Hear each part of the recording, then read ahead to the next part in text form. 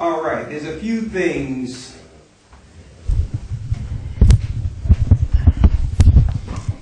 All right, that's better there. Okay, all praises be to the Most High. I want to say shalom to everyone here and everyone worldwide. All praises be to the Most High. And there's a few things I wanted to go into, especially in lieu of what's happening on the world spectrum, based on what's happening in events of what we see through media in France. Okay? And it's on so many layers. I'm sure I can't touch on every part of it, being that our lessons is really going to be about deliverance today.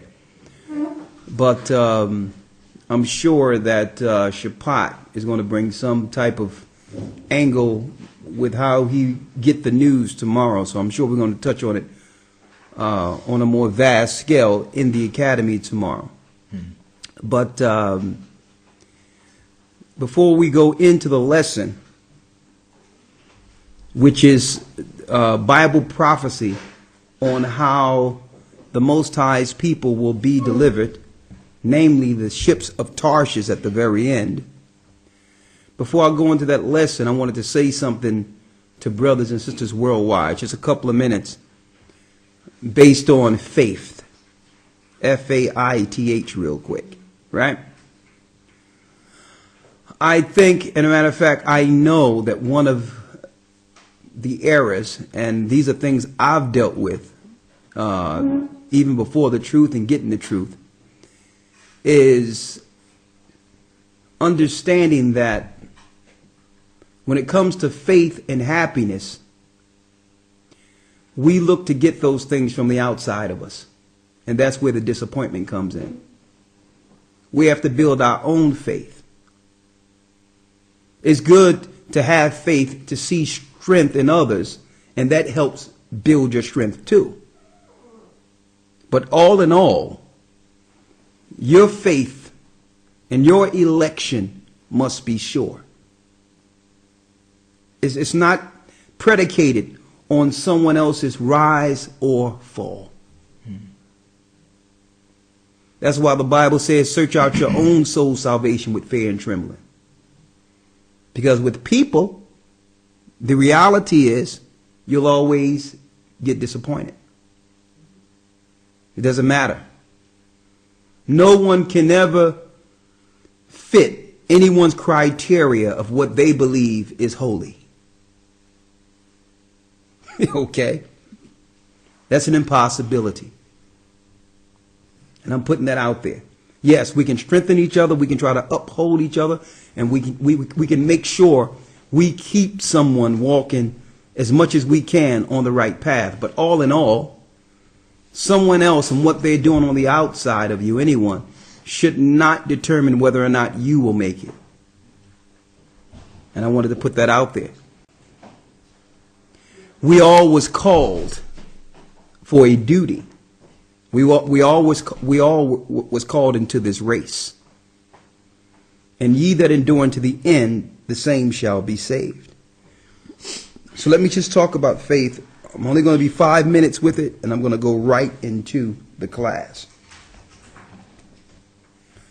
Because I've seen in this truth so many times, brothers and sisters run strong, especially in the beginning. That's when you're at you're sprinting.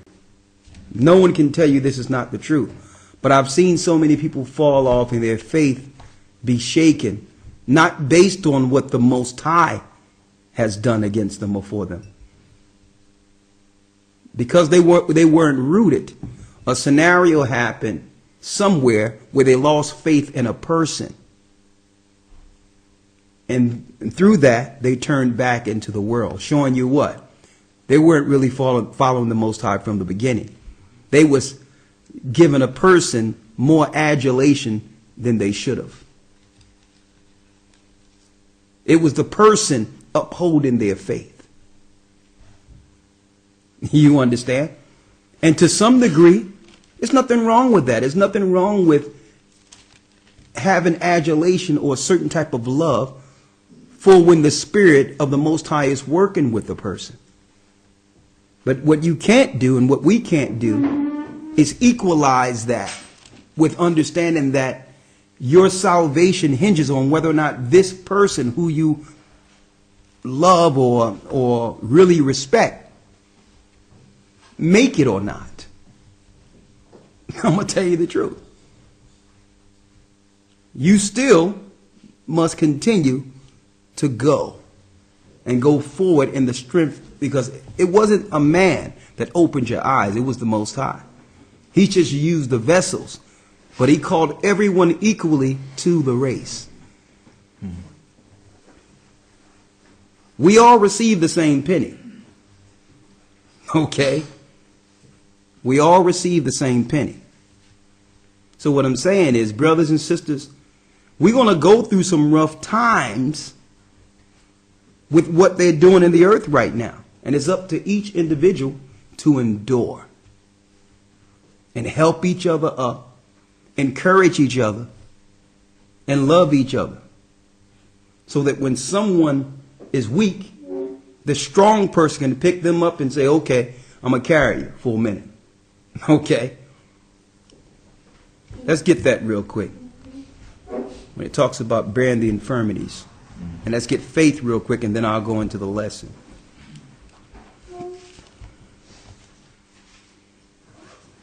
That's Romans 15 real quick.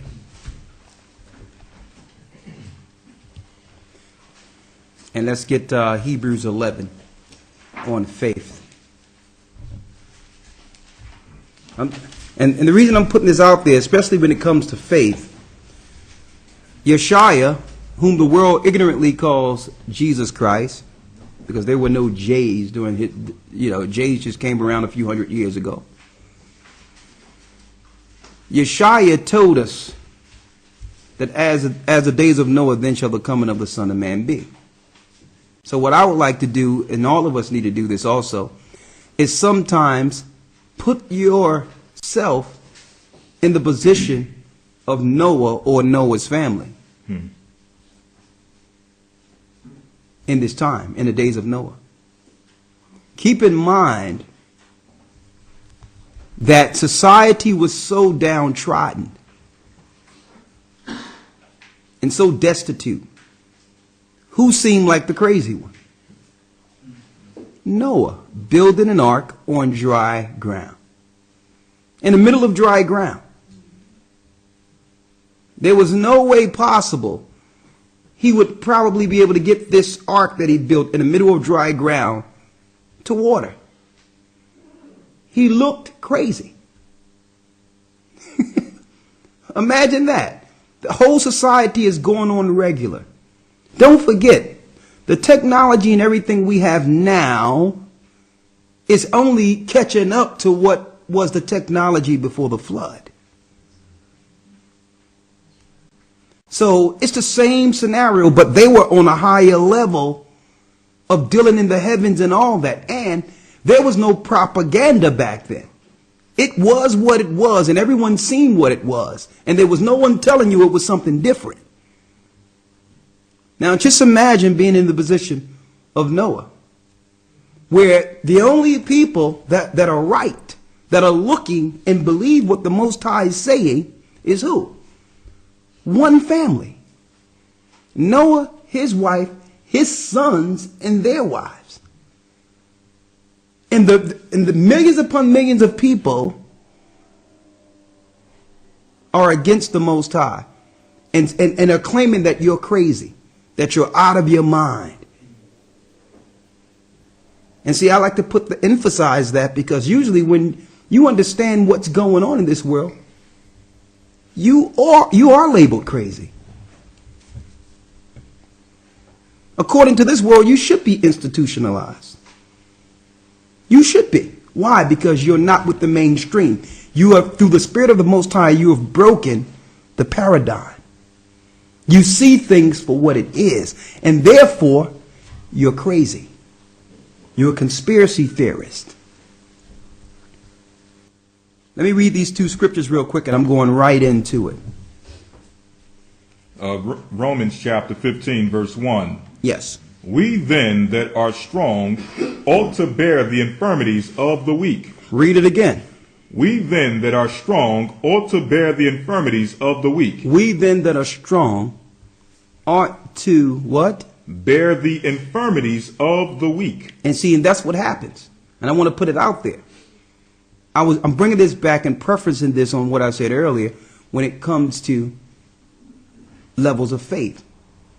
Or one may fall weak or whatever the case is, or feel a certain type of way because someone that they felt was strong became weak.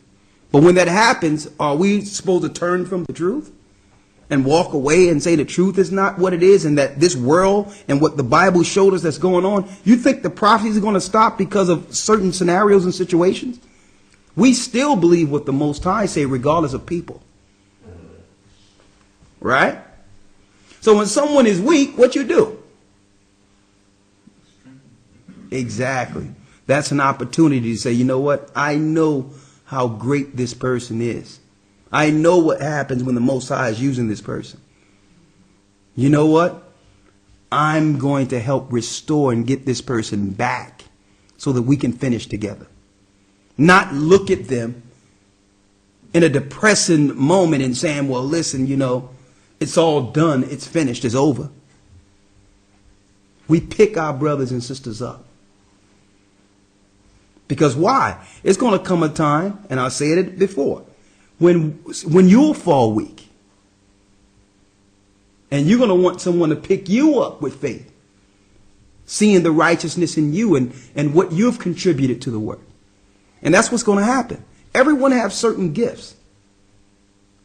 Some stronger than others. And I'm going to tell you, it's going to come a time where if we restore each other and keep each other to the end, that person that you help restore, that gift may mean life or death at a certain point in this whole movement. And then you're going to be, man, I'm so glad we didn't leave this brother or sister behind. It was something in them that we knew was there the whole time.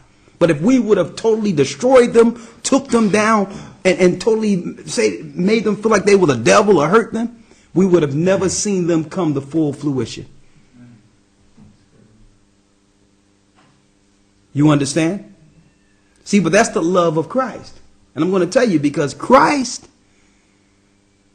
like I said a couple of weeks ago, he chose us while we were still yet sinners. Mm-hmm. While we were in our worst state, Christ seen something in us. You understand? So it's important that we deal with that and not be disappointed all the time. It's okay to be disappointed, but use that as an opportunity to restore and help someone become stronger than they were before. Right? Because we're going to need it. I see what they're ramping up. And guess what, brothers and sisters? I'm not worried one bit. I'm going to tell you the truth. I'm not worried at all. Everything the Most High has given us in scriptures has prepared us for this time. And I don't care what level of preparation we may do physically. We're going to face something out there when this is all said and done that we couldn't even, we would have never thought about preparing for. And we're going to have the answer. That's what Christ says. When they bring you up, take no thought of what you shall say or what you shall speak. For in that moment, the Most High is going to put that in you. That means there's nothing in this earth or what we've dealt with could prepare us for what we're going to face when it comes to these satanic magistrates. That's against the chosen people of the Most High. That's why I don't worry about things I can't control. Close that real quick. This one here. That's why I don't worry about things I can control. We try to be as happy as we can without letting what's going on in this world consume us. Because if you're that way, then you're no good to no one. Right? Right? Yes, it's the end of the world. No doubt about it. Okay, there's no doubt about it. And I'm not even going to try to pretend like it's not the end of the world. Right? But the Most High has given us an opportunity in this time to build something, knowing what we have, knowing what we are about to face. And I'm going to go into it. Right? Let's go into the faith real quick in Hebrews 11, real quick.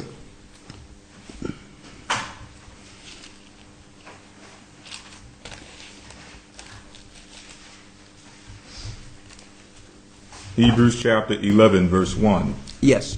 Now faith is the substance of things hoped for, the evidence of things not seen. Read that again.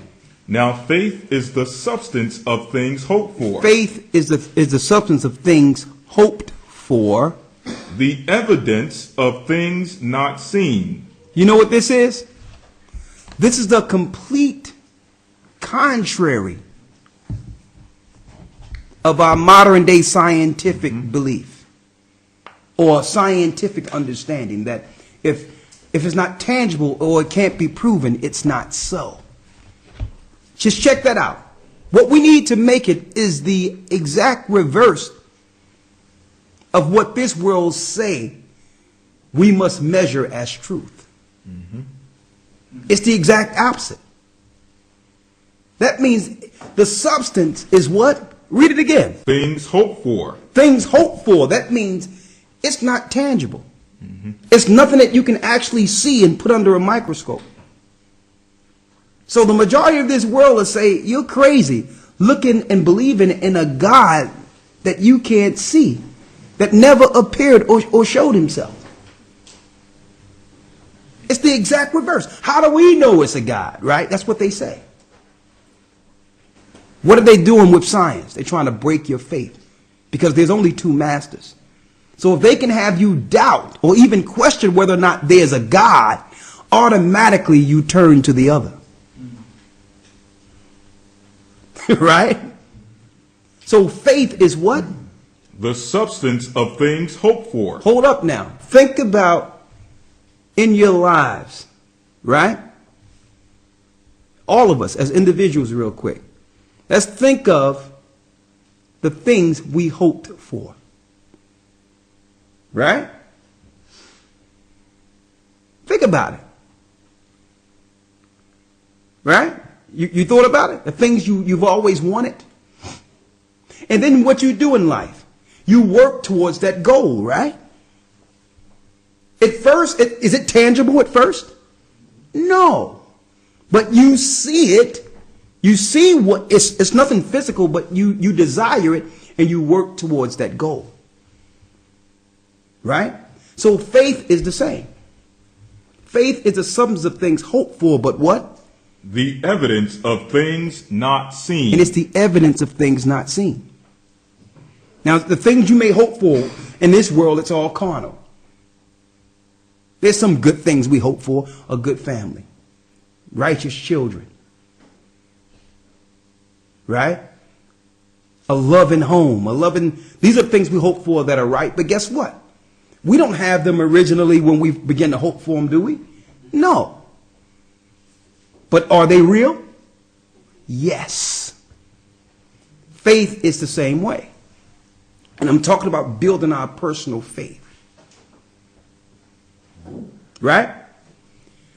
And for us who know the truth, okay, this is not about the atheist satanic system that's going to go to hell and be utterly destroyed. I'm not talking about that. We're not even focusing on them. This world is done. I'm talking about our faith. We have to hope and build our faith for what's next. The same way we had aspirations and things that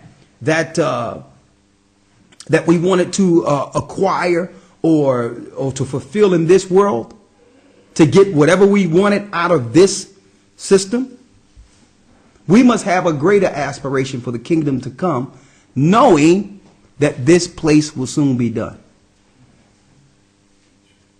Right? So with that, going back to what I originally said, why lose that at the very end? regardless of anyone. We have a tangible place that Christ has prepared for us in preparation. Right? And we're going to lose that for what? For who?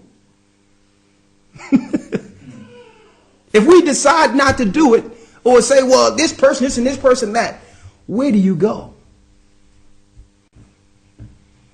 Will the prophecies stop because you decide not to see anymore?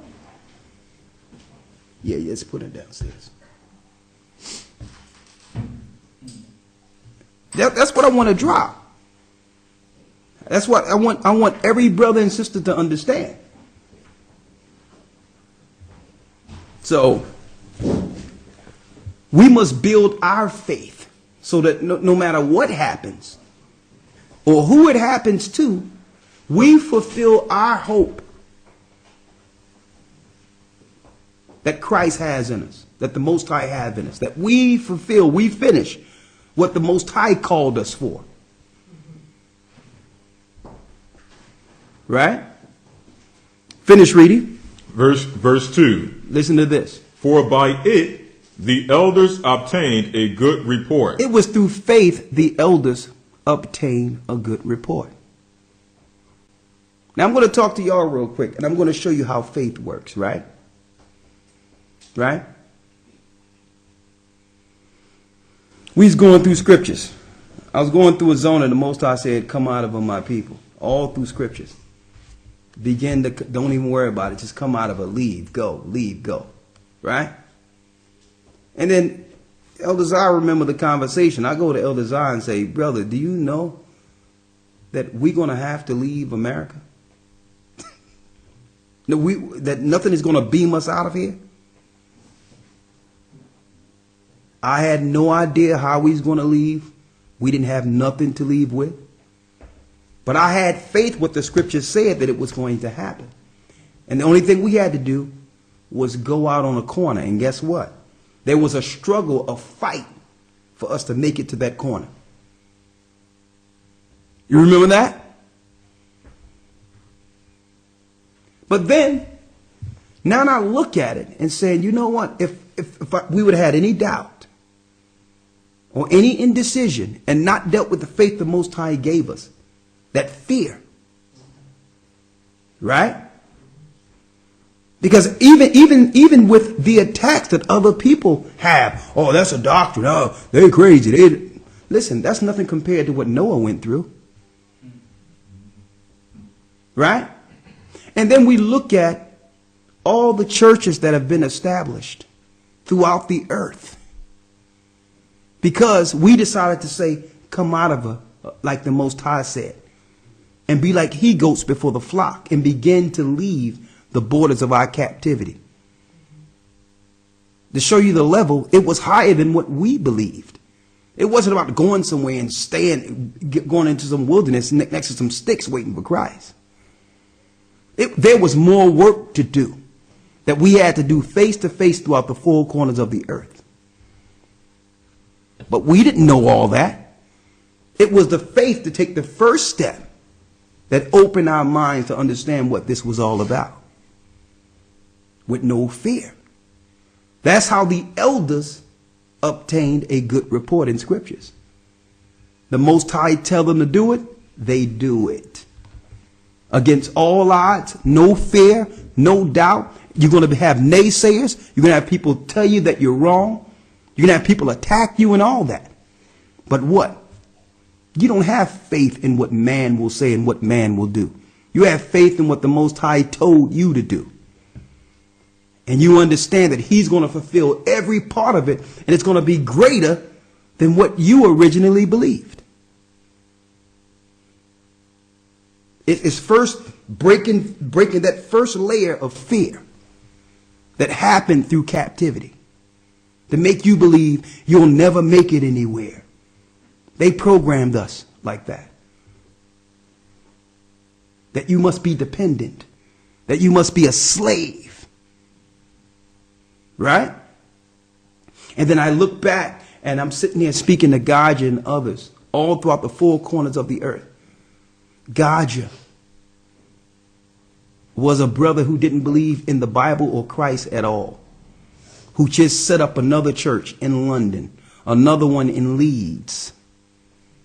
Not just him. He can't do it by himself. And I don't want to, we got the twins. We got a lot of brothers and sisters who are working hard throughout the earth. And unless we made that first step, because we didn't see Gaja, we didn't see none of this, we didn't see none of you, but we had to take that first step. So that's why I shield out the negative and what people are dealing with. Because what I like to do sometimes is go back and say, well, okay, suppose I was one of Noah's sons. Imagine what they were hearing. Your dad is a nut job. Your dad is out of his mind. He's building an ark on dry ground. Everyone else is having fun. Everyone else is going to parties. Everyone is celebrated. And they don't even know it's about to rain. That it's about to be the end of the world. They were marrying, giving in the marriage. And the only people that had common sense are the ones who had faith. Who had faith. So guess what? We're going to have it on both ends. That's going to shake our faith. We're going to have people telling us, oh, look, nothing happened. Everything is still the same. Don't you think they were telling Noah that? Look at you. Girls was walking by with hardly anything on. Yeah, you want to go party? Yeah. Come on, Japheth, let's go. Noah's like, listen, you go give me that hammer. Let's finish this thing. It's going to rain in a few days. People were partying, having a good time. No one wanted to understand or believe. And guess what? Yeshua said it. Our Savior said it. Like in the days of Noah, then shall the coming of the Son of Man be. It's going to rain. Okay? It's going to rain. So we must build our faith. And another thing I want to put out there. You can't compare your faith and what you feel is an obligation to what you see others have or what they're doing. Everyone has a level of faith based on the measure the Most High gave them. Mm-hmm. So you can't say you're not good enough or you're not this or that because this person, I can't compare to these works. Your works may not be required to do what someone else is doing. Maybe the Most High wants you to do little, but it's still, we get the same penny. Mm. So don't think that because you see somebody doing vast work, that your work pale in comparison, therefore you do nothing. It doesn't work that way. You do what the Most High have in you, and brothers and sisters, that is enough. Everyone is not called to do the same thing. So what? Everyone get paid the same thing though. The kingdom.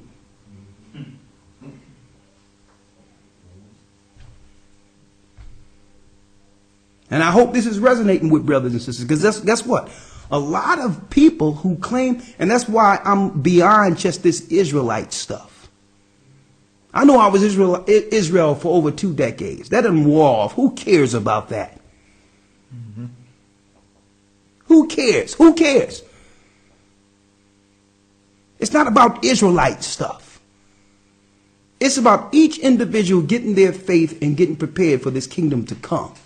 That's what it's about. Yes, I'm glad I'm an Israelite. I'm glad the Most High chose us. I'm glad that we were able to reveal the lies that have been taught to our people. And I love slamming the synagogue of Satan for their evil works in the earth. I love it. But all in all, that's not going to get us into the kingdom of heaven. Our faith and our works will. You understand? Our faith and our works will get us in. And I would like to, sometimes I give out my personal testimony and my perfect examples. Because what else what better example than what you all see dealing with us all the time? You notice that when anybody come to me and talk to me about something, I don't dwell on the negatives of anything. I only deal with what? Solution. That's it. So some people want to just talk for 3-4 hours about something. And actually, you know, me and the person sitting there just depressed as all hell. So this is what you wanted? And they'd be like, oh, he was short. You know why I was short? I'm listening to it. I'm like, okay, here's a solution. Unless you just want to, you know, unless you just want me to be Dr. Phil and just sit there and hear you just go through what you got to go through. Here's a solution. Let's go. Why? Because this world have programmed us, brothers and sisters, to always look at the negative and let the negative weigh us down. And really, that's an excuse so that you can stay doing nothing and not building your faith. That's an excuse. When you hear people, oh, this is me, woe is me, this is this and this, and you look at them, they just sitting in the corner, just doing nothing. You understand? So it's about solution. You have an issue, boom, solution, let's go. And I'm saying that because we have a short amount of time. We must build our faith, find out what we got to do, and just do it. You with me? We're in the days of Noah. And guess what? To the whole world, you are crazy. Okay? You belong in an insane asylum. If you believe that your children shouldn't be vaccinated, you're crazy. If you believe in the Most High and something greater than us outside of here that have a chosen people in this earth, you are crazy. Hey, now if you believe the earth is round, you're crazy. Okay? There's so many levels of crazy. If you don't depend on this world and learn how to be in this world, but not be of it, and use this world, but not let it consume you, you're crazy.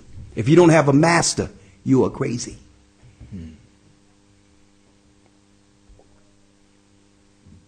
Right? And I had a conversation the other day, and I'd like to could go on because this lesson going to be about an hour here. I was having a conversation the other day, and the conversation was about breaking the paradigm of what we think we should be doing on a daily basis. You notice that when you first break that paradigm, you feel something empty. Why? Because this world consumed us with work. So if you're just sitting back thinking, this world calls you what? Lazy, shiftless, nothing, right? Because you've been conditioned to be a slave. The people that are really running things are not physically working. They're thinking, and they're linking into their God. That's how you run the world. You get laborers to work. People that run things think. So they made us feel like, oh, look at you, what you? And I'm not talking about being lazy in a corner somewhere getting spliffed. This is no excuse for you. Smoking blunts. We ain't talking about that. We're talking about people who spiritual. You understand? Who use the time of leisure to connect. So that they will realize how to run things. How they realize how the mechanism and how the Most High did things. You understand? So that now you have your portion and know how to create your own. So that you're not dependent on this world. All of the elders had it. All of Israel had that. You understand? We were talking about how when you're free, you have space to think and plan. Or you can just have physical labor, and there's nothing wrong with that. But you will be limited. Your mental capacity is limited. How much can you get done in a day? You'll be surprised how much, through the Spirit of the Most High, I can get done in a day. Just thinking. Same thing with all of you. You understand? And then it's, okay, all right, I want to put this out there because I'm going to show you how the Most High work things. Right? You're sitting there thinking about the gifts the Most High gave you. You turn that one gift into a business, right? And it begins to grow, right? And then you have all that substance from that time of leisure that does what? Give you more time to think. That's how people are running the world, brothers and sisters. We have to get out of this thing that we must be dependent on this world to have substance. You are a slave. So if the Most High made you free, be free. But you're not going to get this without faith. The fear that has been instilled on us through the Willie Lynch plan will always kick in and make it where you question whether or not something is right that the Most High put in you to do. It's systematic slavery. They made it where they don't have to put shackles on us. We've enslaved ourselves through fear. Faith is the contrary. And you know what? It feels good. And to this world, we're crazy. But I know how it works. Faith is crazy. But it works. Right? Finish reading. Verse 3. Through faith, we understand that the worlds were framed by the word of the Most High. Come on. So that things which are seen were not made of things which do appear. Read that part again. Hebrews 11:3. Come on. Through faith, we understand that the worlds were framed The worlds were framed by what? by the word of the Most High. By the word of the Most High. Read. So that things which are seen What we see, I see you all every day. I see that cup over there. The things that are seen, what? were not made of things which do appear. Was not made of things which do appear. So everything in the physical was made from what? The invisible. Mm-hmm. Common sense. Even modern day science teaches you that. That table wouldn't be there unless what? Someone built it, right? Before that, it was what? An empty space. So this world we see came out of what? The invisible. That tells us that I don't need NASA to tell me whether or not there's something out there, or have them interpret what's out there. The Most High and his angels are out there. The things that are seen is evident that they exist. Right? Now, just because they're out there, right? And here's the key thing, and this is where we come in. Now that we know they're out there, and we have faith based on what we see that they're out there, understand that the same scripture that told us we were Israel is now telling us that there will be an invasion, that they're coming into our realm. If we know they're out there, then we know they visit, they come back and forth, and guess what? We know according to the scriptures, soon they will come to stay. Right?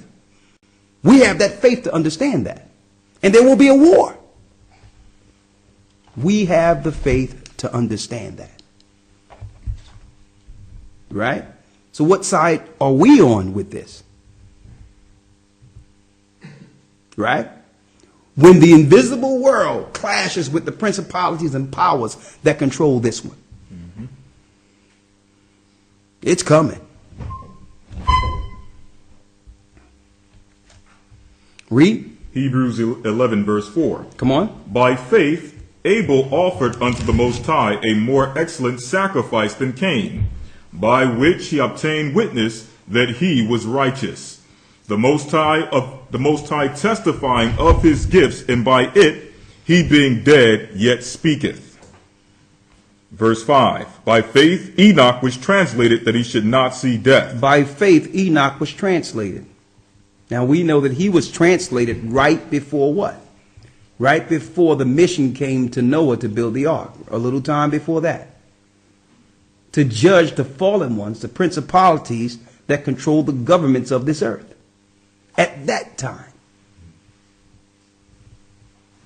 Right? This was the fallen angels planet. And guess what? Guess whose planet it is now? The fallen angels. Enoch, what? Was translated because why? The Most High was going to use him to judge the fallen ones who corrupted mankind.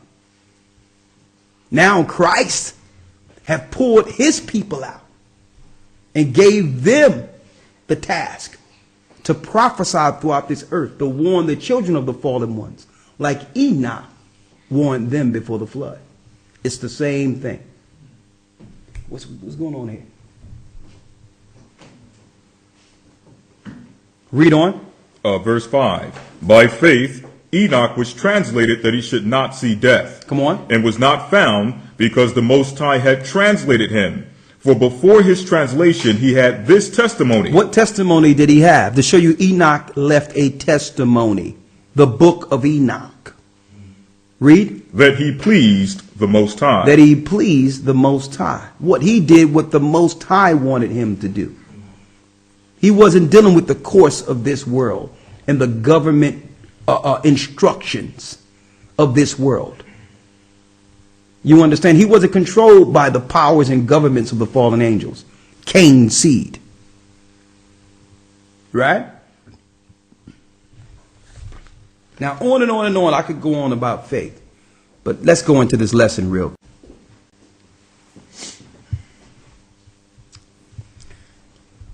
Now,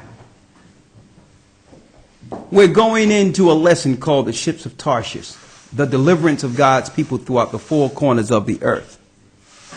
And we all know that these are the things that will happen in which the Most High will need to deliver his people who has been captive throughout the four corners of the earth. That will be the main victims of what we call the New World Order. Right? Now, just a few things. Some people, right now, the whole earth is up in a little frenzy, being moved or hyped up through the quote-unquote Paris terror attack, right? Everyone is being amped up. Albert Pike served as a brigadier general in the Confederate Army. Following the war, Pike was jailed for treason. He was quickly pardoned by a fellow Freemason, President Andrew Johnson. Among eventually becoming a 33-degree Mason and a top leader of the Ku Klux Klan, Pike was also believed to be a Luciferian. He claimed he was able to summon Lucifer at will as the Grand Master of the Order of the Palladium. Palladism, or traditional Satanism, an ancient Luciferian cult, was then introduced to the inner circle of the Masonic lodges. This influence has flourished into modern-day Freemasonry in the super rites of the upper degrees. Industry, entertainment, the CIA, Congress, and our military leaders are inundated with Freemasonic Palladism, or a Luciferian New World Order.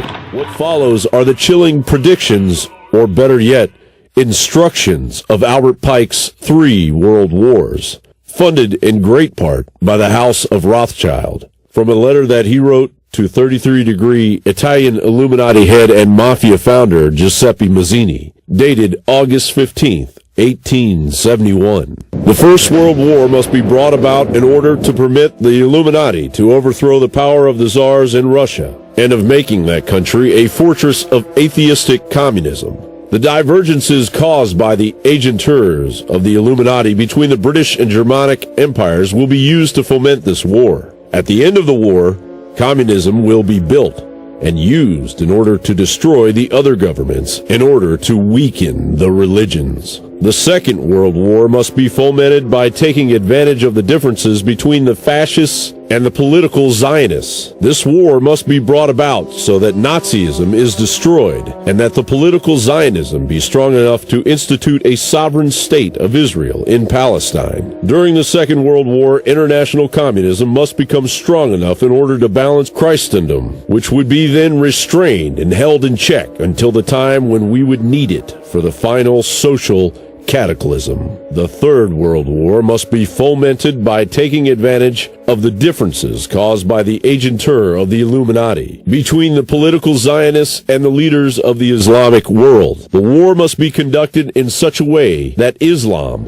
the Muslim Arabic world, and political Zionism, the State of Israel, mutually destroy each other. Meanwhile, the other nations, once more divided on this issue, will be constrained to fight to the point of complete physical, moral, spiritual, and economical exhaustion. We shall unleash the nihilists and the atheists, and we shall provoke a formidable social cataclysm which in all its horror will show clearly to the nations the effect of absolute atheism, origin of savagery and of the most bloody turmoil. Then, everywhere, the citizens obliged to defend themselves against the world minority of revolutionaries will exterminate those destroyers of civilization, and the multitude, disillusioned with Christianity, whose deistic spirits will from that moment be without compass or direction, anxious for an ideal, but without knowing where to render its adoration, will receive the true light through the universal manifestation of the pure doctrine of Lucifer, brought finally out in the public view. Ты помнишь, последний раз мы здесь были по Триумфальной арке, могилы неизвестного солдата. Помнишь, что ты сказал? Что если бы люди осознали, какое воздействие мы оказываем на мир, повредиться, распространить энергию. Все готовы? Давай, жми на газ. Давай.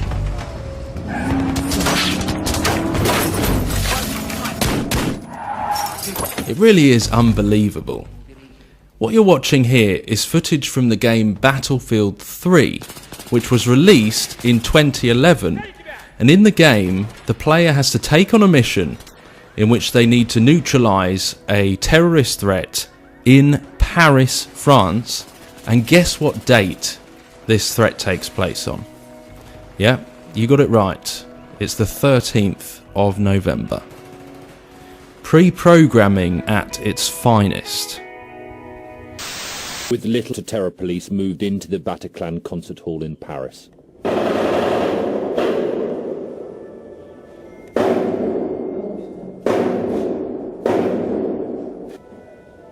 They were forced to move quickly because the terrorists were killing hostages.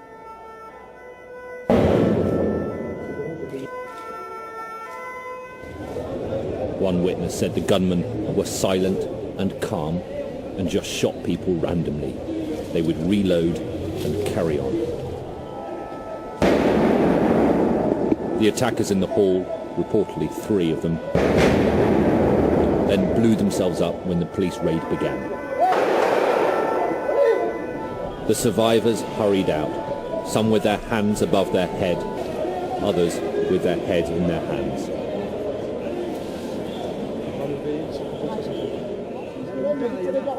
The paramedics went in. What they found was a massacre.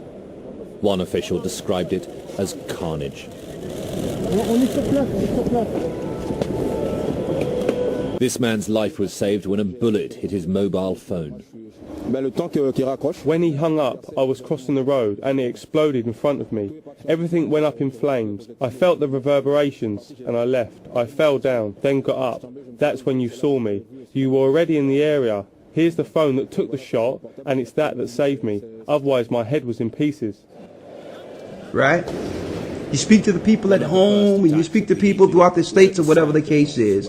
They're like, oh my God, what's going on over in Europe and this, that, and the other. And it's a shame the level of control the media has over this world. It's a shame. Let me tell you, if this world had half of the faith in the Most High and understanding how grim that's going to be when Christ returns, they'll be more focused on that than what the news is saying. It seems like the people fear the government source news more than the Most High himself. That's what shakes you up in a frenzy, what they report. What about the report out of the scriptures, which has a what you would call an infinite impact on the rest of not only your life on earth, but your soul. Everyone is getting whipped up in a frenzy. The media is the key weapon, the key sorcerous weapon they use to keep control over the people. And I'm looking at this. Paris terrorist attack. ISIS. What are we going to do? Right? On and on and on, the same thing. Same exact thing. They showing some guys in a studio with a green screen. This one guy named John Jihadi, Johnny Jihadi now, is behind these infamous attacks and all this mess, right? Kill all the infidels, take واحد. President Obama, your policy against the Islamic State has brought us once again to kill an American citizens. Under those circumstances. Under those circumstances. Cut. Circumstances.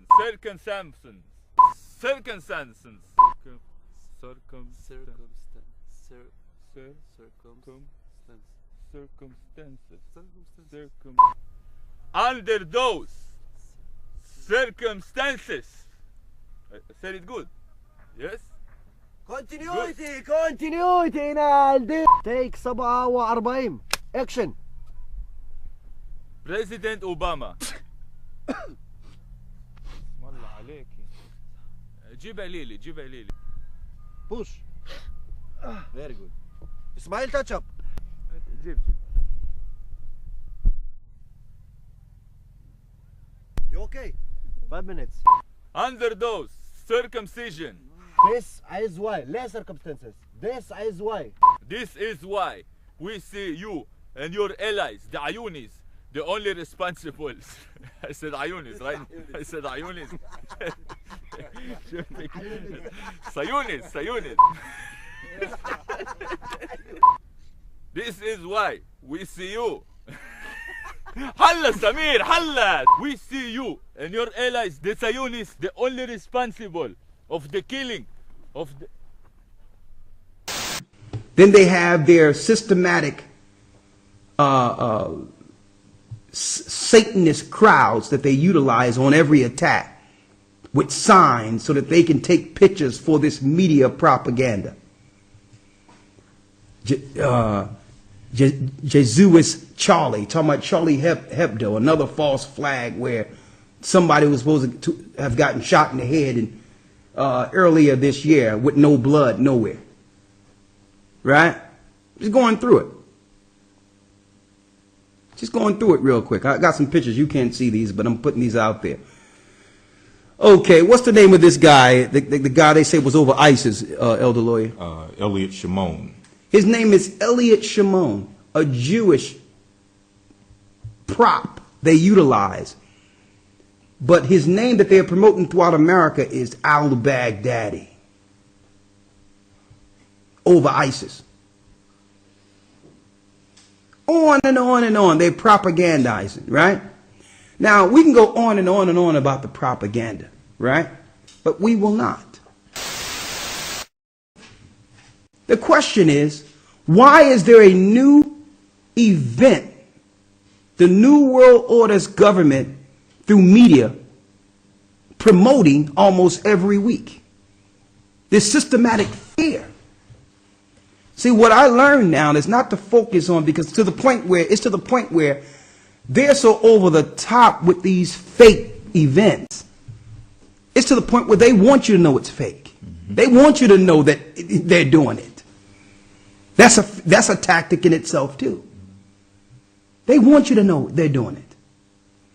So what I do is I don't focus on the fake propagandized news to get the people whipped up in a frenzy, because you're not only being whipped up in a frenzy, you're being conditioned to accept what's next. That's the fearful part there. That's the most fearful part of this. is that they are, through this fear and them making you believe these events actually happened, you are now conditioned to accept a greater threat according to scriptures. And we say it over and over again. When Jerusalem is compassed with armies, flee into the wilderness. You're being prepared with the propaganda to see tanks rolling down city streets. Now they have an excuse to militarize what we call free countries.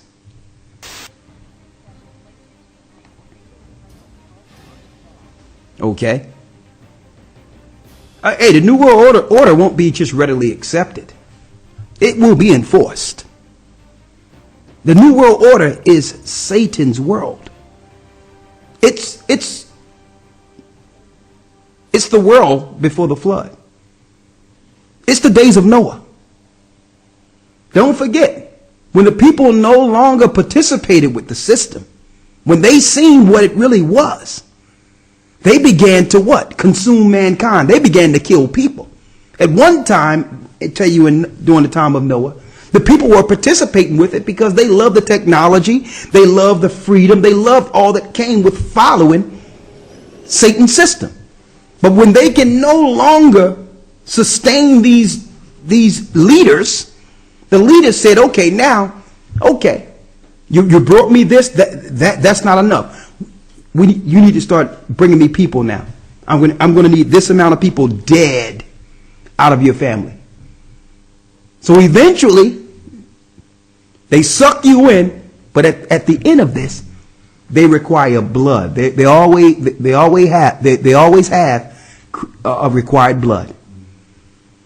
They'll suck you in with the technology and all that to get you into it.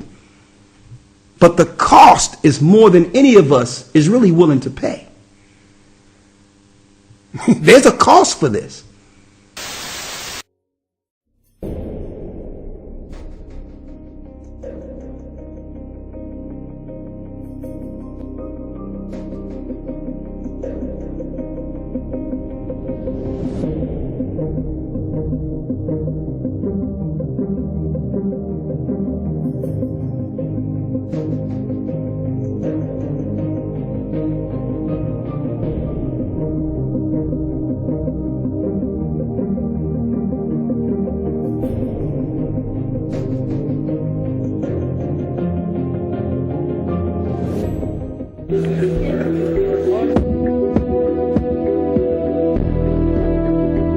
We've been congressionally mandated to verify the exit process, and this is a test to determine in this pedestrian environment, can we do that with this technology?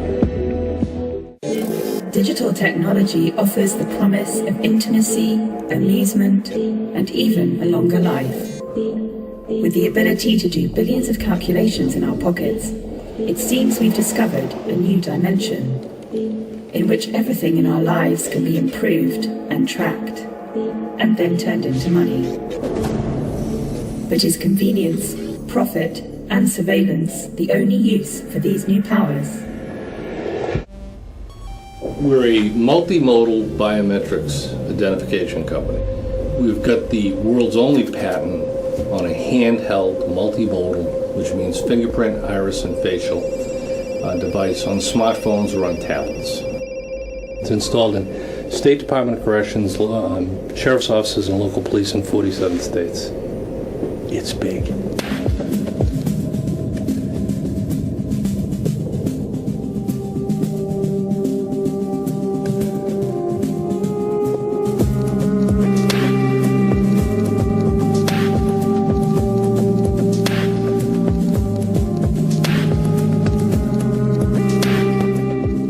This is a form of governance by data. You might be a perfectly normal individual whose facial expression, for example, might indicate that you have some dangerous or suspicious thoughts. Within 5 years or so, we're looking at a future where police forces would be able to identify who you are and where you are in the city and link it to a social networking page and to all of your friends.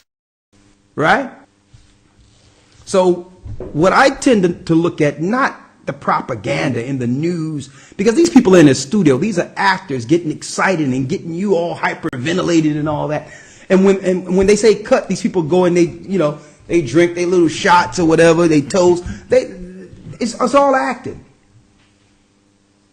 What I tend to focus on is the laws that will be passed after the false flag. Okay, because the false flag will go away. It's just like any other story. They'll put a new story up, you'll forget about the last story. Right? But what you need to look at, from one propaganda to the next, the laws that are in place against the citizenship, against your well-being. These laws are in place against you. Whether they did a false flag or not, the laws are in place to do what? Enslave humanity. What does this mean for you? This means that when you go shopping or go to a mall or any place, you're going to see machine guns. That's what this means. They're acclimating what we've been saying for years they were going to bring forth, but they can't do it without events. They must have an event to bring forth the one world order. So that we are conditioned to see military on a regular basis. And like I said a few weeks ago, what happens now that they have deployed that military? What happens now when the commander-in-chief now give orders for that military you used to seeing, protecting your malls, giving them the same military the orders to turn on you? They're already in place. What we're seeing right now is military deployment. Nothing more, nothing less. It has nothing to do with some bombs in some stadium someplace. I've looked at this every which way you can see it till I've been blue in the face and sick of hearing it. And guess what? I'm going to tell you right now. There was no explosion in those soccer game. None of that. But it doesn't matter what it was. The residual effects will affect everyone. They don't care if you know it's fake. They usually do these things 1 or 2 weeks or a few days before a big vote or a law that they're looking to pass that will have a profound impact on the civilian population. Period. They do it so that now they want, yeah, let's vote yes, let's vote yes, yes. Come on, man. I don't even deal with Facebook and know that as soon as the attacks happened, everyone had an option to put France flag as almost an avatar on your Facebook. How long do you think it takes them to come up with that? In 5 minutes? These things, they planned years out. They already had the apps and all that ready. So it's not about the false flag. What will happen now? Because this really is the 911 of the world now. You're going to have every country that's in compliance with the New World Order pass laws based upon what they claim happened in France. We know nothing happened, but it doesn't matter. Something did happen. They told you something happened. That's all they have to do. Right? So, eventually they're going to bring forth a new world order. Okay, I'm going to try to quantify this. I'm going to go into a little bit in the academy tomorrow. But they're going to militarize the earth, and they're going to claim that it's the internet. That these particular, what you would call terrorists, are utilizing for free access of communication that makes what they would call the New World Order society fragile. So they're going to claim that they're going to need more stringent clamps on the internet. Even though we know this guy right here, his name is what? Elliot Shimon, a Jewish guy. Yeah. Even though we know ISIS really don't exist. They put up these Jewish props who dress up with beards and claim they're ISIS. in studio, right? So this is what they're going to do. They're getting the military in place. They got everyone with a phone in their hand now, getting you acclimated now. And this is what I've been examining too. Every place I go, I'm checking out the people, and everyone's like this, and it's a deep zone. And I'm looking at it, and I'm saying, you know what? Everyone is like this. Everyone. If you drive and look at people in their cars, everyone is like this. Everyone is attached to the beast. Inadvertently, don't even realize it, even though it's a convenient necessity. I'm going to tell you the truth. It is convenient to have. It's a computer. Why do you think they're freely giving us this technology? Can you imagine what that phone would have been worth 25 years ago with the technology in it? You can't even put a price on it. What about 30 years ago if someone would have came up with that? You know how much money that one little unit would have cost? You know how much it costs to put one of these in everyone's hands? Everybody, even the poor people in Africa, all have what? An Android phone. They've acclimated everyone into the beast so that everyone can now be conditioned at the same time to accept their own demise. What's next? Now they're going to what? The same way they moved our bank accounts from getting a paper check to direct deposit. Now they're acclimating what? Your bank account with what? Your Android. Because they're going to claim ISIS. One of the biggest threats is the fact that ISIS is using the dollar bill. They're using money. So they can't be tracked. See? They're using finances. They're using cash. They're using the internet, and they're freely transferring cash without us being able to see what they're doing. And through that, laws are going to be passed now where what? It's not the mark of the beast. It's what?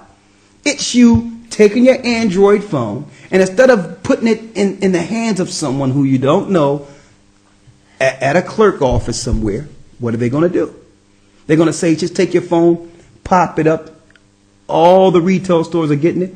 All the stores are being acclimated into the beast. Now you take your Android phone, pop it up, put it up there. Your credit card is there. Boom, bang. Your signature's there. You don't have to sign anything. Take your groceries and leave. Take whatever you got and leave. It's called Visa checkout. Right? That's one phase now. That's the next phase. Right? And then, of course, the next phase of that is, you know how it is. Through thuggery and bullying, people's phones get stolen, they get missing, they lose their phones in cabs, you name it. Boom. Somebody get your password, they got everything, they got your finances. They got, your way of living, right? Because, believe it or not, your way of living have been all systematically integrated into your phone. Right? They have your way of living. Right? So what's the next step? The next step is to say, well, we can conveniently solve that problem with an administered RFID chip. And he provides that no one will be able to buy or to sell except the one that has the mark, either the name of the beast or the number of his name. Here is wisdom. Let him who has understanding calculate the number of the beast, for the number is that of a man, and his number is 666. So how close are we to our special coverage here tonight, Life in the U.S. in 10 years' time? The year is 2017. You're rushed to a hospital unconscious with no ID or medical history, but thanks to a microchip under your skin, it's all there. Science fiction 20 years ago, but a biometric reality today. In medical news tonight, a chip the size of a grain of rice could save your life. I've just been chipped myself. It's not a painless process, but it doesn't last too long, not too difficult. Minor surgical procedure. New microchip technology now makes it possible for the emergency room staff to find out about your medical history at the touch of a computer key. At some point, we're all going to have RFIDs. It might be even in our fingers, where they require it with everything on it. Instead of carrying credit cards or money, we will probably be implanted with chips. And now RFID microchips like this are being injected into humans. I'm sorry, sir, did you just say you would get one implanted in your arm? Absolutely, without a doubt. Our driver's license will be on the RFID chip. Our credit card number, all our information will be on this one chip. The chip is encased in unbreakable glass and is about the size of a grain of rice. The procedure is done with anesthesia and is relatively pain-free. It felt pretty scary, but at the same time it felt very modern, very 2015. The government has just approved the use of a computer chip that would be implanted under your skin. When complete, everyone will have a unique 12-digit identity number. If hospitals purchase this detection equipment, the system will most likely start to include more and more people in those communities who will want the chips. Wow. Interesting stuff. Everybody could have one of those one day. Does Google now know everything I do and everywhere I go? Because, let's face it, we like you guys, but you're from Google. It may be true that 10 to 20-year-olds don't want to wear a watch on their wrist, but you can be sure that they'll be far more interested in wearing an electronic tattoo, if only to piss off their parents. Forget mobile phones. Your children and grandchildren may well want an implant instead. You know, when we check out at the grocery store, we'll be swiping our own arm over the scanner, and that will be something we feel we can't live without. It would be such a disadvantage to not have the implant that it essentially becomes not optional. Let's imagine a little bit what the future might look like if I could take your stem cells and put them on a chip, or your stem cells and put them on a chip. It would be a personalized chip just for you. It turns over, but it doesn't start. But the RFID reader antenna is here. So when I authenticate, the bike powers up.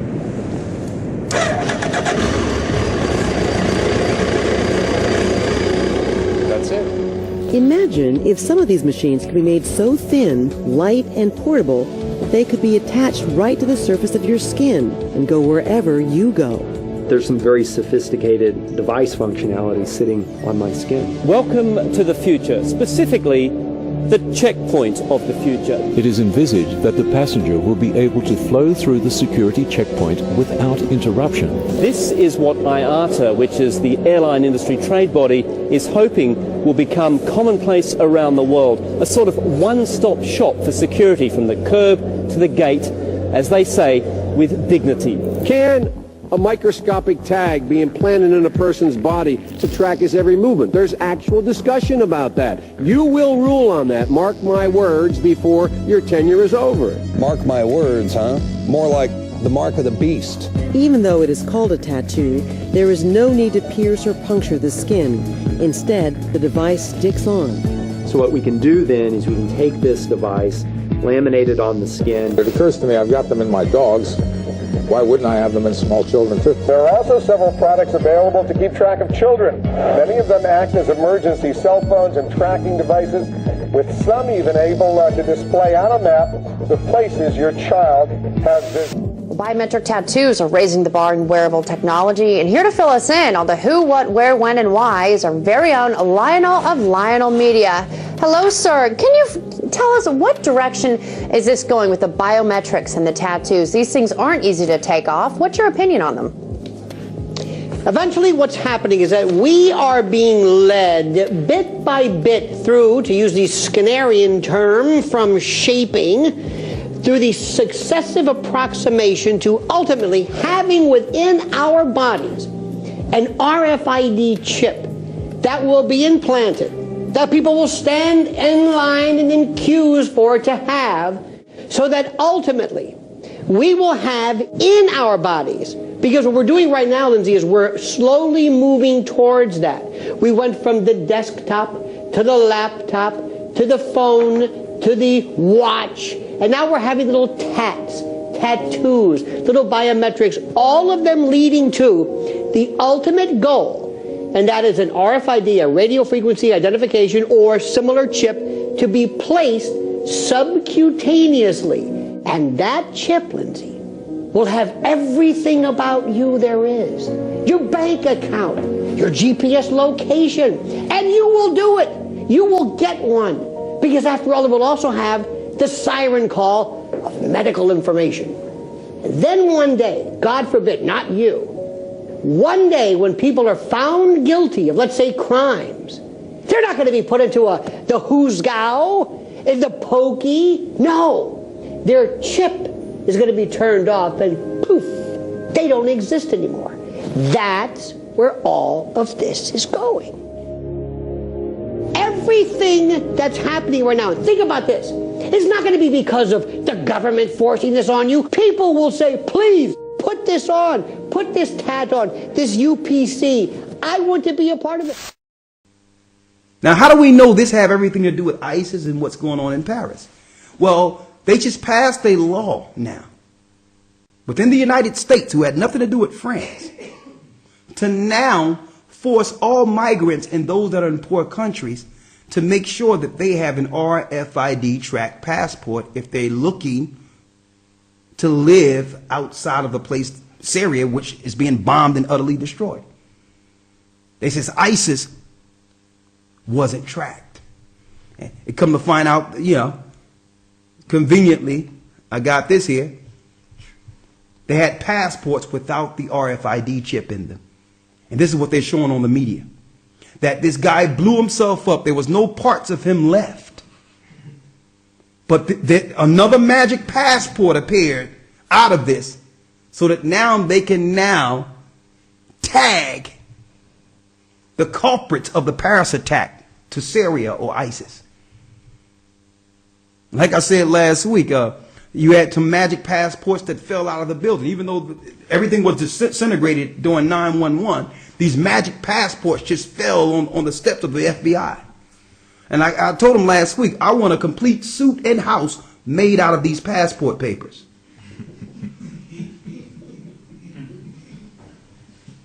These things make it, listen, they talk about a black box on a plane. No, wrap me up in some passport paper and you can fly this plane anywhere you want, baby. I'm getting through.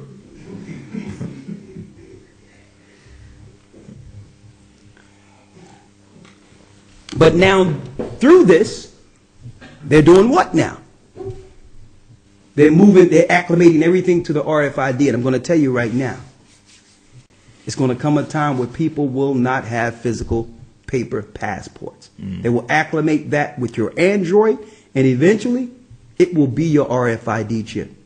You will not be able to buy or sell unless you have one. You see, and that's why I wanted to talk about faith earlier. Because what happens, because right now it's convenient utilizing some of the technology. I mean, in fact, some of this technology, being able to stream to thousands upon thousands of people and talk to them all at once, is a blessing to us to wake up our people. But all in all, I know where this is going. Right? You got the RFID coming, right? The mark of the beast, the Bible calls it. That's where we're going. But I talked about faith earlier, knowing that what, brothers and sisters? I know beyond any shadow of a doubt, when all this break out, those that believe will be okay, not dependent on the technology. Great. We're gonna be fine. I'm going to go into a few things. Let's get it out of Esdras real quick. When it says they shall toss you out of your houses. 2nd Esdras 16, out of the Apocrypha.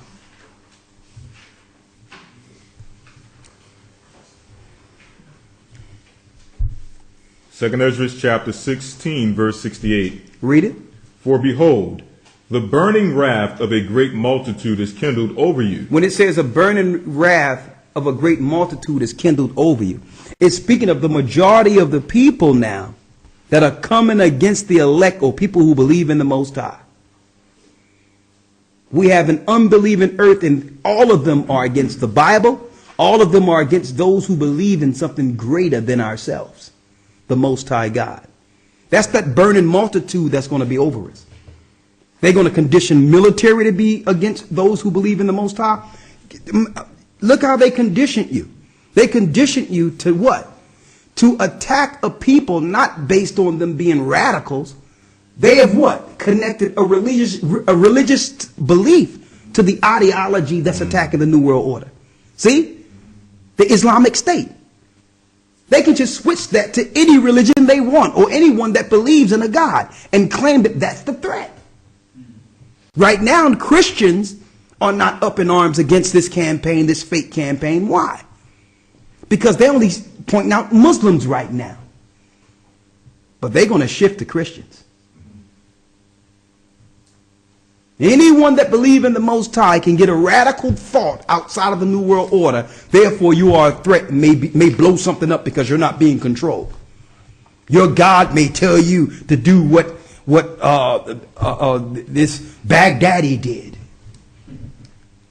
It's really an attack against those who believe in the Most High. We know ISIS don't exist. We know these religious groups don't, but they're fashioning the narrative so that people can point to those who believe in God as radical or crazy.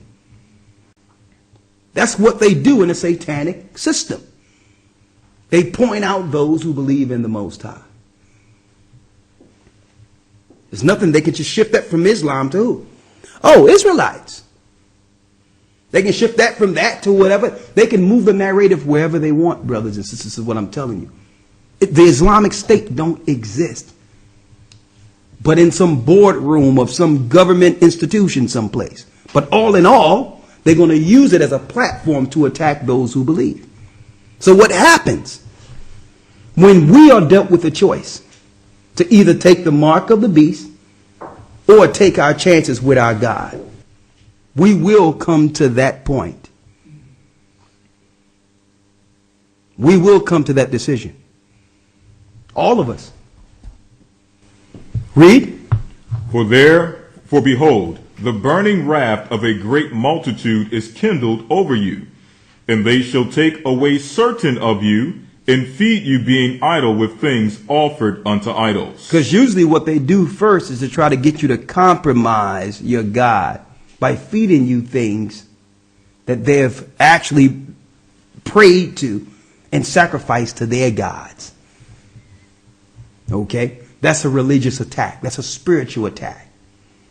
The example I can give you, no sooner as they enslaved us and took us off our shores, they did what? They began to serve us pork and sell us pork and give us pork, swine, something against the Bible. See? So that's the first thing they do. And I'm saying this, brothers and sisters, because when they start coming against us and moving us and finding out what we believe, part of their tactic of breaking you is to give you the reverse of your belief system. In every way. How you think, how you eat, all that to break you. See? Read. Verse 69. And they that consent unto them shall be had in derision. And they that consent to them, that means you begin to agree with the New World Order system. You will be had in derision. They will tear you apart. Read. And in reproach and trodden underfoot. Come on. 79. It says 70. Trodden underfoot. When you precept that trodden underfoot, that goes back to how the Roman Empire armies destroyed Israel underfoot. So really, this quote-unquote attack in Paris have really nothing to do with Paris. It have everything to do with putting the military down that will have you in derision. Eventually, they will enforce the New World Order's plan against the children of the Most High God, against those who believe. Read. Verse 70. For there shall be in every place. In every place. That means it doesn't matter where we go. We know it's going to be utterly destroyed. But guess what? They're going to assume this every place. This is how the Israelites God's people will eventually get into the wilderness. They're not going to be able to actually operate any other place.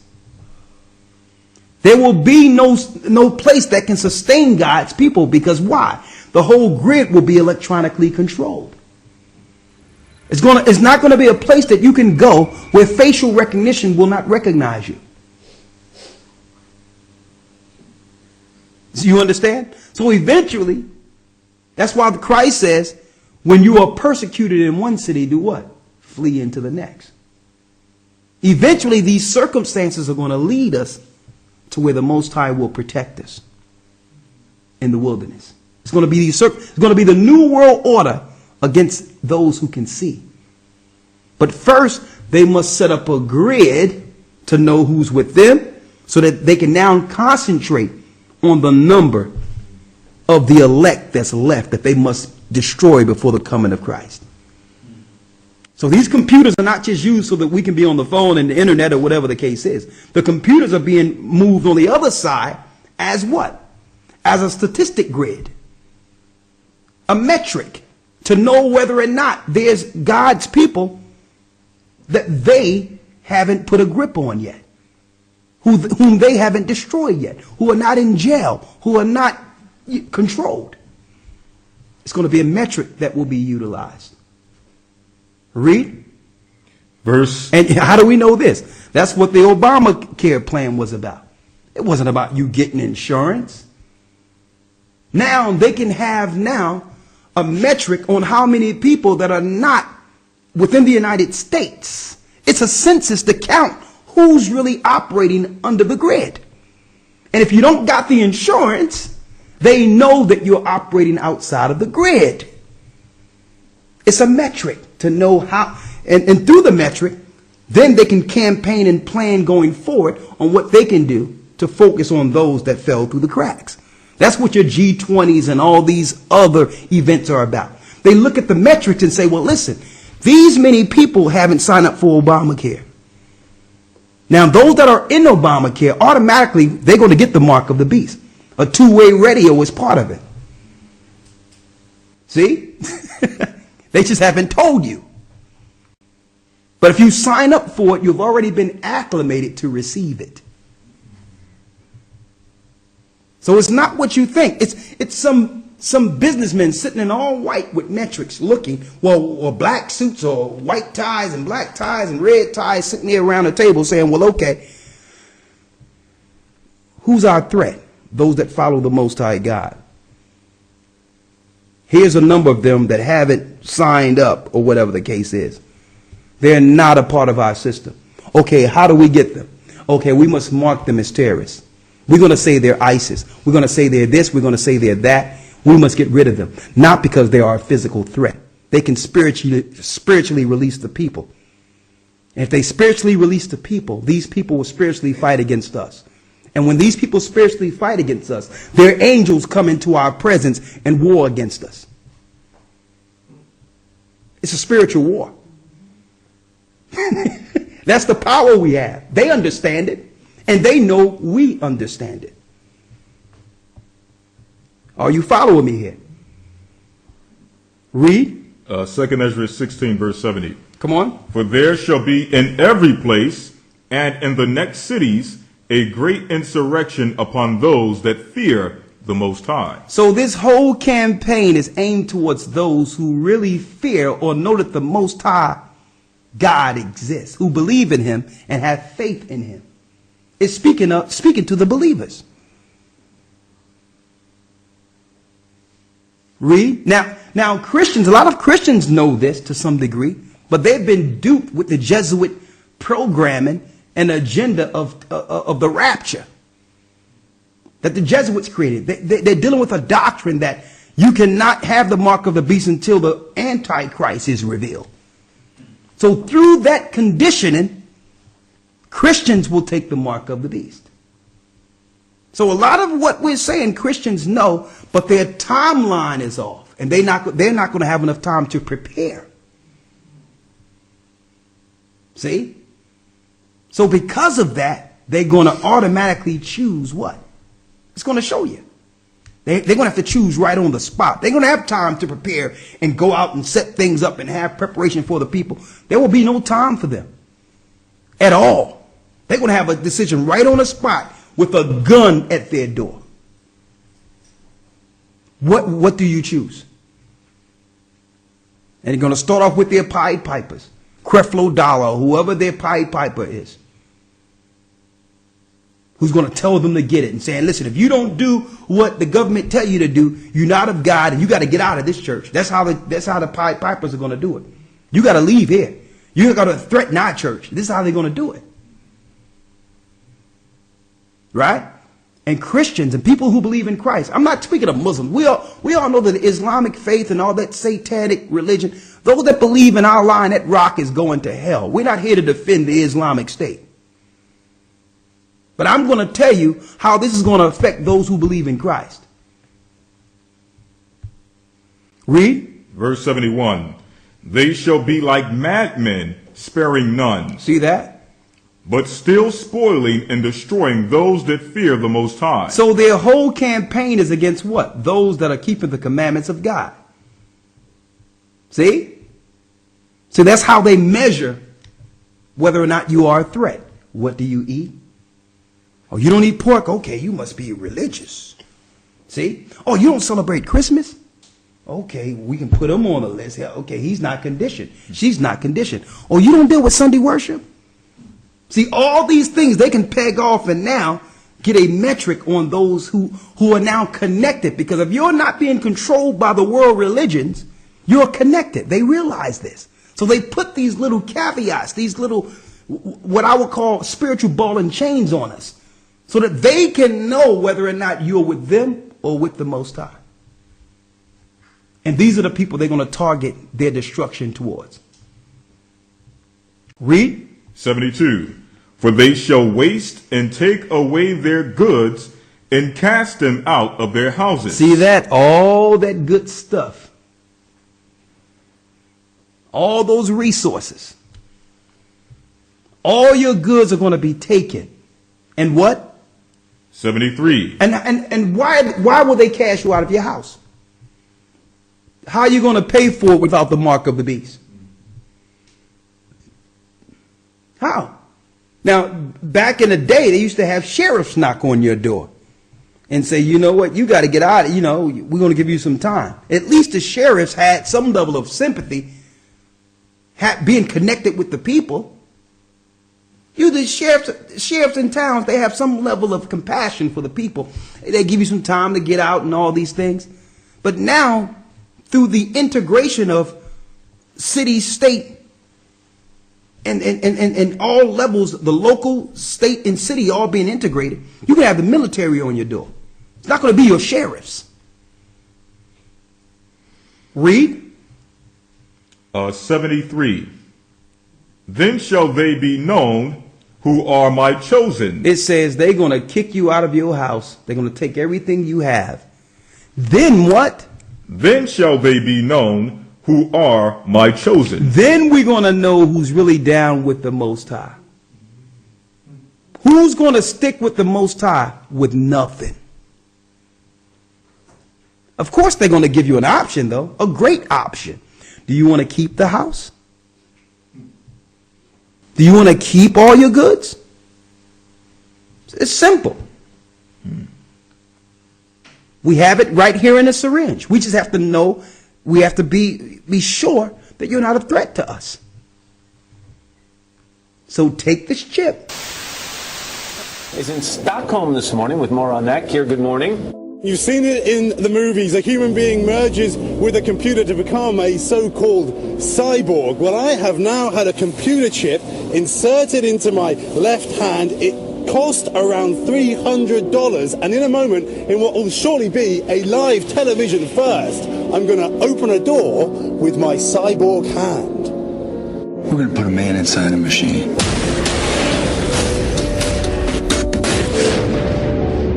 Okay, so they're not going to turn me into RoboCop, but here in Sweden at this high-tech office block, they're going to inject a computer chip into my hand. Cecilia Osterholm starts her day with this new technology. She swapped her keys for a chip in her hand that uses a radio signal to open doors. You have a chip in your hand there? That's right. It's been inserted there. Right. We've watched technology take over our lives. It's a smart house. It even happens in Annie. Think it and it's Shalapan.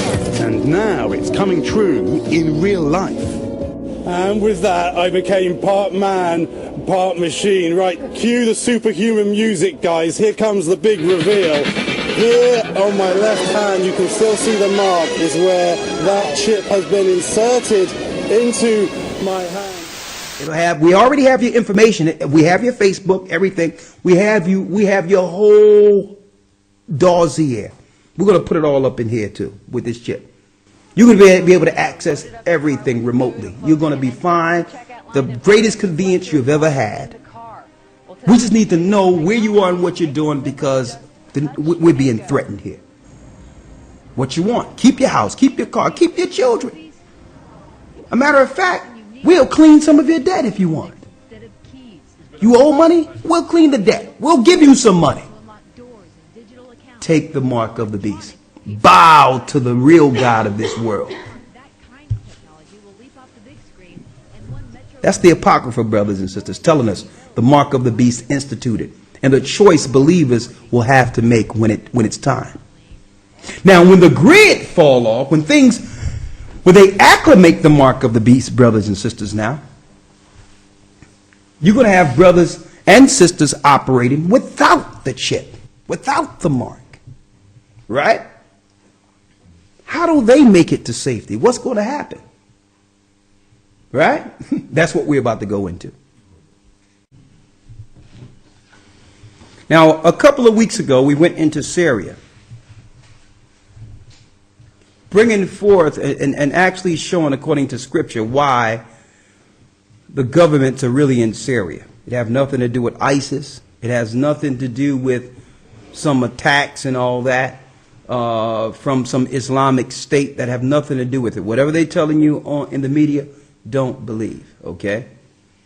This is a systematic destruction and taking down of all the nations who went against God's people.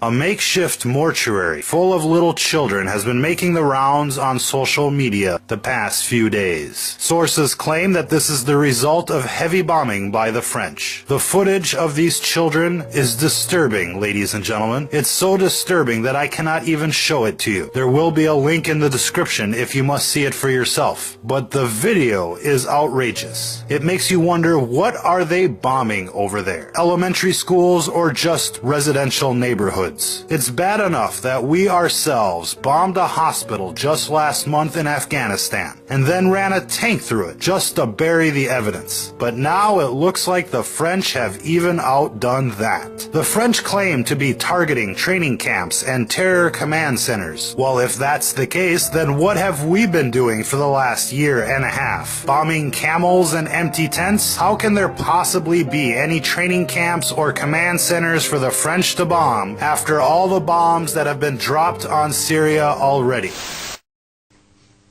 All right. And when this new world order is assumed, and after they go against Iran, okay, that's when they're going to aim. That's when it's only one other country they have to take down to acclimate into the system. They cannot have a new world order without all countries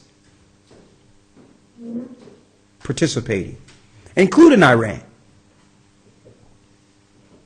You understand? So they have to first go into Syria, then they have to attack Iran, and when they attack Iran, that's when all hell breaks loose.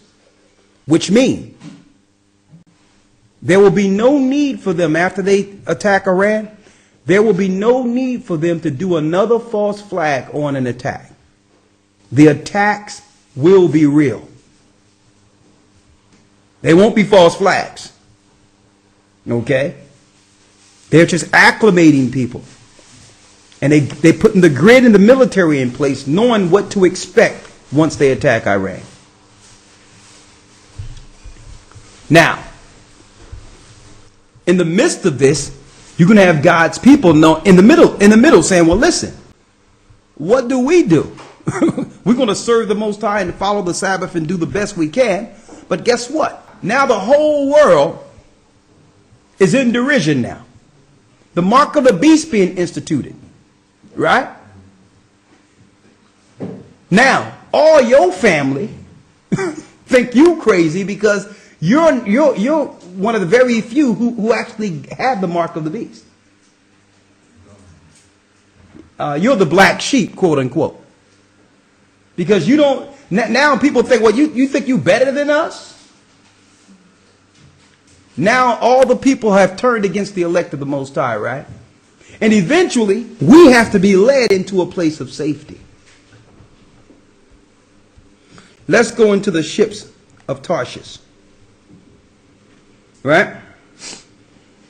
And our deliverance according to the Bible.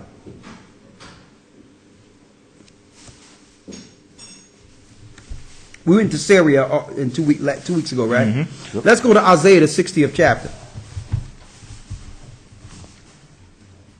And so we're going to start talking about the ships of Tarshish, the last deliverance of God's people who are scattered throughout the four corners of the earth.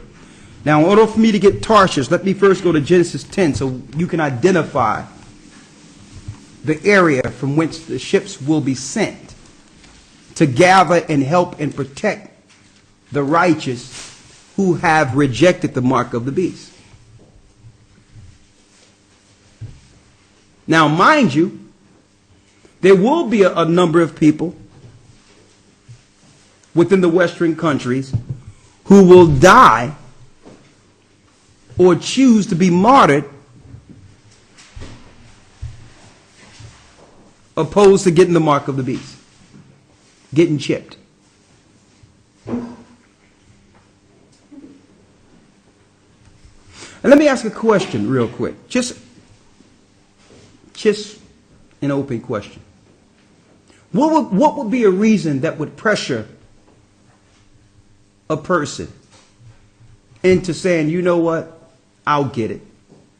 I'll get the chip. Anybody, anyone. Huh? Children. Mm-hmm. There you go. Children. The example I can give you, they make you feel like you have the plague if you decide not to get your child vaccine, even though you know the vaccines are killing and mess up the children. They won't even allow you to have your child leave the hospital unless what? They're vaccinated and all that, right? Now just imagine you have a child, and every child in the hospital now, according to law, must be chipped. And that's where you have your child. Right? You're not leaving there with that child. That child will be chipped. And if you're not, then you're going to leave the child. That's the system we're in. Hungry people, people who need food, people who suffer. So they have set up a system that the majority of our people really have minimal choices. We've been socialized, welfare. No more welfare checks, no more free food, no more free housing. We've been socialized. So the majority of our people will take the mark of the beast. And guess what, brothers and sisters? The majority of people we know will be chipped. And I'm going to tell you right now. Thank you. Once they're chipped, they are no longer who you used to know.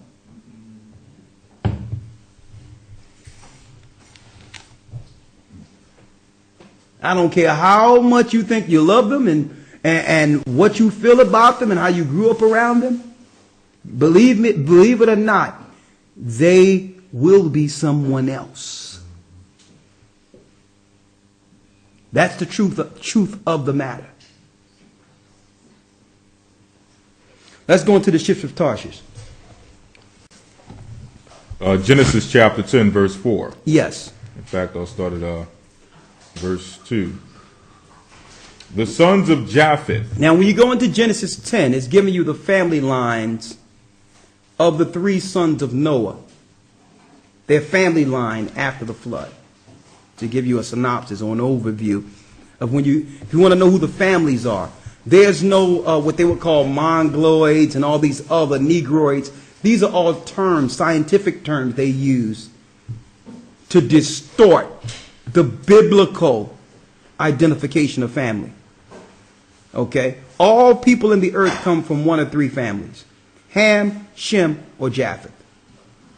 Okay? Come on. The sons of Japheth, Gomer, and Magog, and Madai, and Javan, and Tubal, and Meshach, and Tyras. Jumping down to verse 4. And the sons of Javan, Elishai, and Tarshish. And Tarshish. Now, the reason I'm going into this is because at the very end, brothers and sisters, there's going to be ships sent from the Great Sea, or what we call today the Mediterranean Sea. And these ships will be sent to save the refugees of Israel and God's chosen people throughout the four corners of the earth. They're going to be like, quote unquote, refugees. But it's not going to be the government putting people on rafts and sending them to certain countries to homogenize and to destroy the state. The Most High is going to preserve a sea, which is the Great Sea, the Mediterranean Sea, to have ships go out after the deluge and the destruction to begin to bring some of our poor people to the east. And the Mediterranean Sea is going to be one of the only seas still left with good fish in it, with good food in it. Now, the reason I'm going here, the sons of Javan, when you the sons of Japheth here, because the original land masses of Japheth was Europe, the Greek Isles, Greece, all of that was the original lands of Japheth. There's a sea that surrounds that area, that borders Israel too. It's called the Mediterranean Sea. The ships are going to come from this area according to scriptures. That area. It's going to come from that area to begin to get our people who are refugees throughout the earth, who decided not to receive the mark of the beast and who have made it through the deluge. Let me tell you, the New World Order, once constructed, will be the worst war mankind has ever experienced at any time before that event. When the New World Order is assumed, more people will die on this earth than at any time in history. In order to get this control that they want, they must exterminate the majority of the people. 90% of the people must be exterminated. Once the New World Order, in order for the New World Order to have a grip on the world and keep it. Right? 90%. We're going to show you. 90%. This is the plans that they plan in the G20, the New World Order, the governments of this earth. Under Satan, this is their plan. There's too many people to control. And right now the gig is up. Everyone has awakened to their sorcery, their fake news, their fake religions. They're tired of it. And they realize it. So they're ramping up their system to depopulate. This is a spiritual war. It's with those who are with Satan, chiefly aiming towards the elect. 90% of the people they're aiming on destroying. Right? So now we got a geographical location. I wanted to point out Tarshish. Right? Let's go to Isaiah the 60th chapter and read the 9th through the 11th verse. The book of Isaiah chapter 60 verse 9. Yes. Surely the isles shall wait for me. Surely the isles shall wait for me. What islands is it speaking of? Huh? The islands of the Mediterranean Sea. Read. Surely the isles shall wait for me, and the ships of Tarshish first, to bring thy sons from far. To bring thy sons from far. Read. Their silver and their gold with them, unto the name of the Most High Ahiah thy power, and to the Holy One of Israel, because he hath glorified thee. You know what? Let's start at the first verse. Verse 1. Isaiah 60:1. Arise, shine, for thy light is come, and the glory of the Most High is risen upon thee. For behold, the darkness shall cover the earth, and gross darkness the people. But the Lord shall arise upon thee, and his glory shall be seen upon thee. Speaking of being seen upon his people, read. Verse 3. And the Gentiles shall come to thy light, and the kings to the brightness of thy rising. This is speaking of the coming of Christ. When he come back, there will be total darkness and destruction. Warned against the evils of this world, the principalities and powers of this world. Read. And the Gentiles shall come to thy light, and kings to the brightness of thy rising. Lift up thine eyes round about and see. All they gather themselves together. They come to thee. Thy sons shall come from far, and thy daughters shall be nursed at thy side. Then thou shalt see and flow together, and thine heart shall fear, and be enlarged, because the abundance of the sea shall be converted unto thee. The forces of the Gentiles shall come unto thee. All the riches that the Gentiles have received will come back to us. When it's speaking of the forces of the Gentiles, it's speaking of their riches, their power. Right? Don't forget, when Israel fell, the Gentiles got rich. They raided the temples of Solomon and all that. So all the great temples is the finances, are really the finances of this earth. So when Christ break the power of these nations, all the riches and glory is going to come back to who? Jerusalem, God's people. Read. Verse 6. The multitude of camels shall cover thee, the dromedaries of Midian and Ephah. All they from Sheba shall come. They shall bring gold and incense, and they shall show forth the praises of the Lord. All the flocks of Kedar shall be gathered together unto thee. The rams of Nebaioth shall minister unto thee. They shall come up with acceptance on mine altar, and I will glorify the house of my glory. Who are these that fly as a cloud, and as the doves to their windows? Surely the isles shall wait for me, and the ships of Tarshish first, to bring thy sons from far. So we know at the very end, when Christ returns, he's going to have a decree to do what?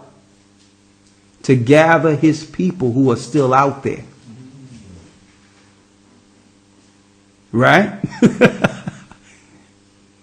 So there's going to be a decree from the Mediterranean Sea that any ships that are still working must go out. And the nations who do have Israelites amongst them will gain mercy.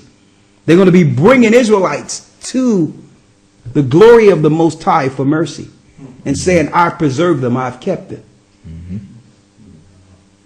See, and that's why the Most High say we must make friends of the mammon. We can't be enemies with the nations. We must be friends with them, because the Most High is going to use a lot of them to preserve us alive. Right? Read. Surely the isles, verse 9, surely the isles shall wait for me, and the ships of Tarshish first to bring thy sons from far. See, and I wanted to point that out because this is the first thing Christ will do upon his return. First, when he returns, he's going to say, okay, after he set up dominions and powers for those that have made it out of the wilderness, we're going to go into the wilderness in a moment. Once we went under the rod and that 10% is left, he's going to say, okay, I need you all to take the ships. There's some of my people out there. I need you to go get them. And he's going to show Israel where to go to get the elect that didn't get back to the east, that didn't make it back. Now, at this time that I'm reading here, there is no America at all. At this point, when Christ returned, there is no America. Because according to Scripture, no man or beast will be left after this war with Iran. No man or beast will make it. Why? Because America will not be a place of habitation. The nuclear waste from what will happen there. Now, I'm not talking about the bombs being dropped on it. I'm talking about all the nuclear reactors that strove all throughout the United States. Once something hits it, it's going to be a chain effect where all those nuclear reactors are going to go off and cause an earthquake. And the nuclear fallout is going to be so heinous that people will not be able to breathe or live in the United States. It's going to be radioactive. And that's when you read in Revelations 18 where all the nations sat afar off and seen her burning and started crying, and all the kings of the earth were crying. America must be destroyed so that the EU can gain power. So that now all power go back to who? Rome, the 10 horns, for 1 hour with the beast. Revelations, the 17th chapter. So what we're reading here in Isaiah, this is after America is already destroyed. Brothers and sisters are making the mistake in believing that America is the whole world. That's a condition, that's a program that they put in us, that if there's no America, there's no world. Keep in mind, brothers and sisters, America is the new world. Okay? America was, quote unquote, discovered. People were living in their home countries before there was any place called America. It was a place made for what? The captivity of God's people. So once the Most High began to set his people free, what use is it? When he says that he would take them off a land that their fathers didn't know, a curse. We knew nothing of America or that landmass because it was drifted far west. So once the Most High began to deliver his people, there will be no use for America. America was made to be glorified, then what? Destroyed. Now, does that feel good to know that? No. That doesn't feel good. I mean, do we know anyone else? Do we know any? That's our home as far as we know. But the reality is what we feel doesn't take precedent over what the Most High says. I don't, there's no resolve. I don't feel good about this, knowing how many people we love there. Mm-hmm. But as it is written, so shall it be done. Read. Isaiah chapter 60, verse 10. And the sons of strangers shall build up thy walls. See that? And their kings shall minister unto thee. That means the highest people of this society,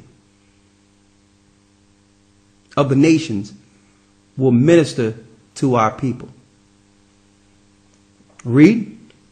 For in my wrath I smote thee, but in my favor have I had mercy on thee. So even though the Most High smote us and put us in captivity, he always had his mercy and love on us as a people. He never forgot his oath he made with our father Abraham. Mm-hmm. Let's go to Ezekiel Matter of fact, let's go to 2nd Esdras 13 and 39. 2nd Esdras 13 and 39. 2nd Esdras chapter 13, verse 39. And whereas thou sawest that he gathered another peaceable multitude unto him, those are the 10 tribes which were carried away prisoners out of their own land in the time of Hosea the king, whom Salmanassar the king of Assyria led away captive. Now you've seen us go through this scripture over and over again, showing how the Indians and the other indigenous people got into the Americas, that we know that the original people of the Americas and of the South Pacifics and of Canada were the lost tribes of Israel. That's beyond any shadow of a doubt. Right? Read. Whom Salmanassar the king of Assyria led away captive, and he carried them over the waters. Now check this out. Read. And so they came into another land. They came into another land. Go on. But they took this counsel among themselves. They took the counsel among themselves what? That they would leave the multitude of the heathen and go forth into a further country, where never mankind dwelt. Go on. That they might there keep their statutes which they never kept in their own land.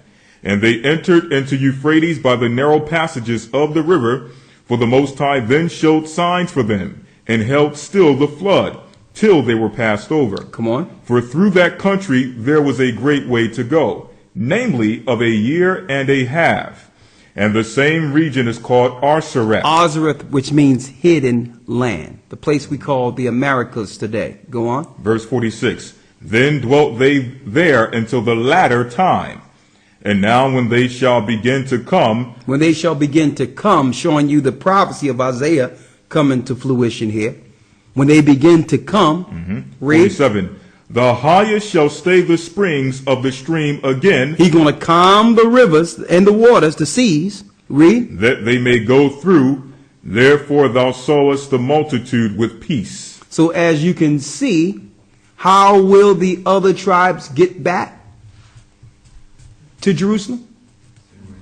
The same way they got there. The ships of Tarshish is going to come and grab them. I'm talking about those that rejected the mark and all that are still living through the deluge. And they're going to see ships off the shore coming to bring them back home. And the Most High is going to calm the waters, and the ships are going to come back and bring them in to the homeland. Right? Do y'all see that? Now there's something in between that I'm going to show y'all that's going to go down, which is what? The last, what you would call, trying ground. Remember when we said that 90% of the earth, 90% of God's people too, are going to be destroyed. But through that, out of the 90%, 2/3 of them have to go through something.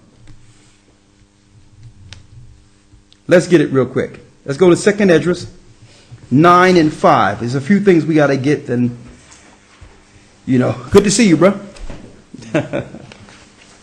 2nd Esdras chapter 9 verse 5. For like as all that is made in the world hath a beginning and an end. Come on. And the end is manifest. Even so the times also of the highest have plain beginnings and wonders and powerful works, and endings and effects and signs. Verse 7.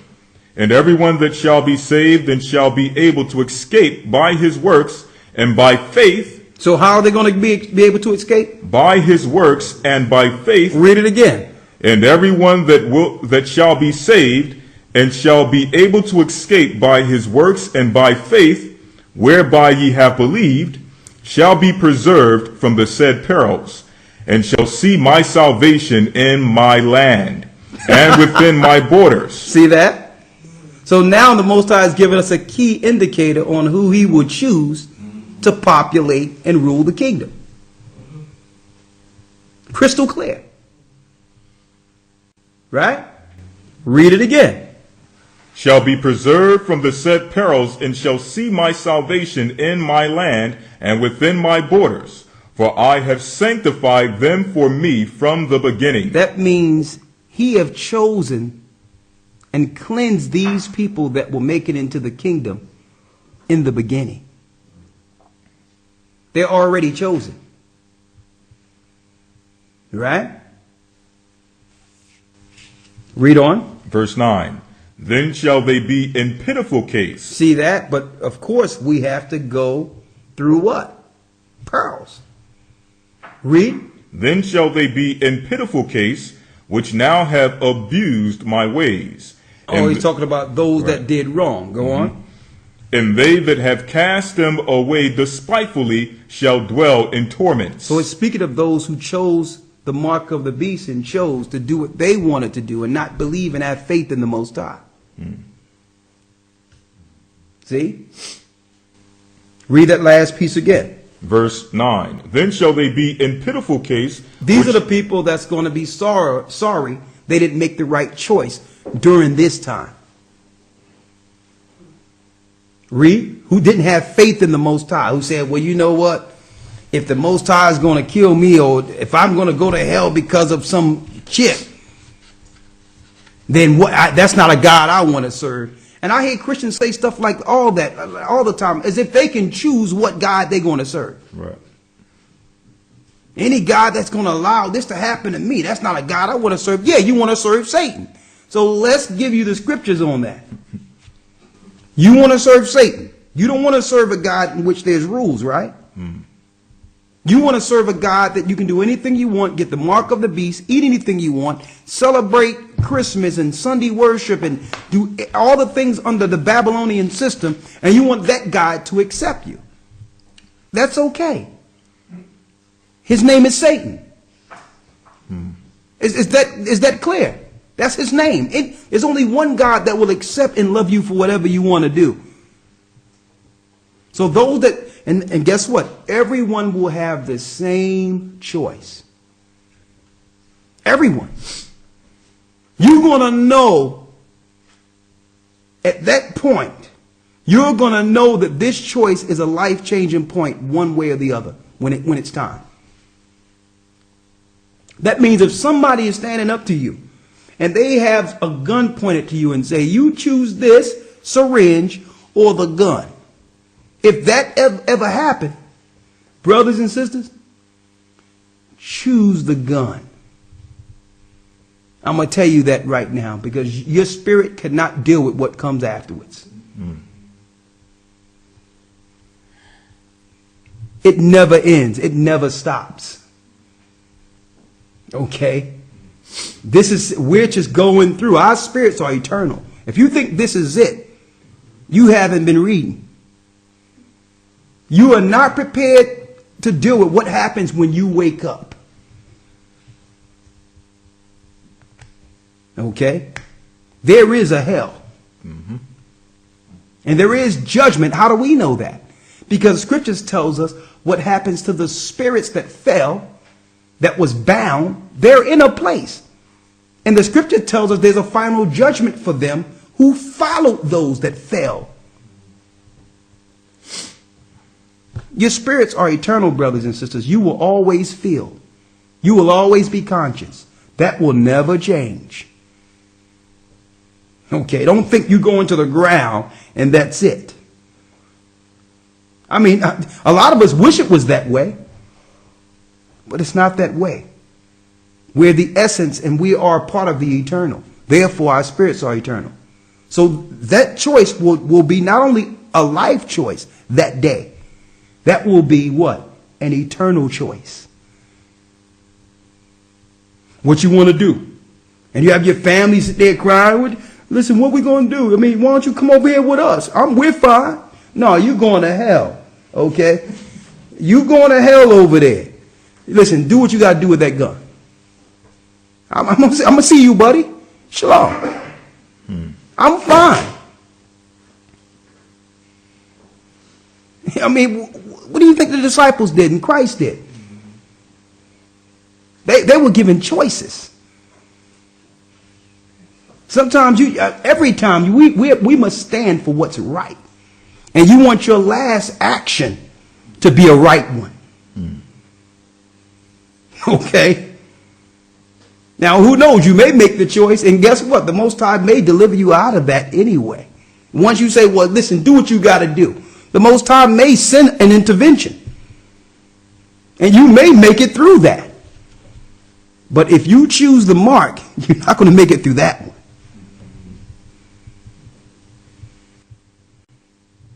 Read it. Verse 9.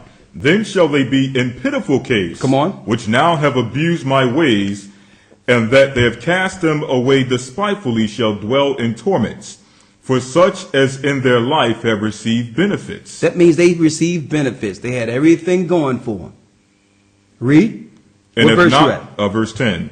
And have not known me, and they that have loathed my law while they had yet liberty. Hold up. Those that hated the Most High's law while they had liberty. These are people who look down on the Bible. These are people who hate rules, spiritual rules. See? They hate God. They hate the Most High. They hate Christ. Read. And when as yet place of repentance was open unto them. So even though they hated the Most High still gave them a place of repentance. I don't care what atheists and others say. They know the Most High is real. They just choose to not believe it so that they can sin. They just choose to ignore it and think by ignoring it, they escape the punishment that comes with believing on that God. But no, there's no escape. Because even when, I'm speaking of starch atheist, the Most High give everyone a place of repentance where you know he's real. And then you can make a choice whether or not to stay in your ignorance or to serve the living God. It doesn't matter whether or not you're an atheist or a Satanist or whatever. No matter what you are, the Most High always give you an opportunity, a door out. Right? Read. When as yet place of repentance was open unto them. And when the Most High opened the door for you. Understood not but despised it. The same must know it after death by pain. Hold up now. So the Most High gave you an opportunity. Even though you didn't deserve it. He opened the door for you and say, serve me. So if you ignored and say, not only did you ignore the door, you began to be fervent against the God that opened the door for you. You started to talk down against the Most High, and you became more of a spiritual demon afterwards. The Most High says that person must know he was wrong after death through pain. So don't think pain stops when we die. The examples I give over and over again, you can do what you want to do to a carcass.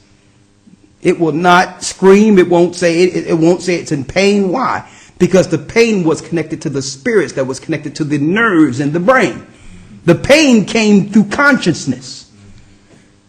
When your spirit leaves, the pain stays, that the pain goes with the conscience. You still feel.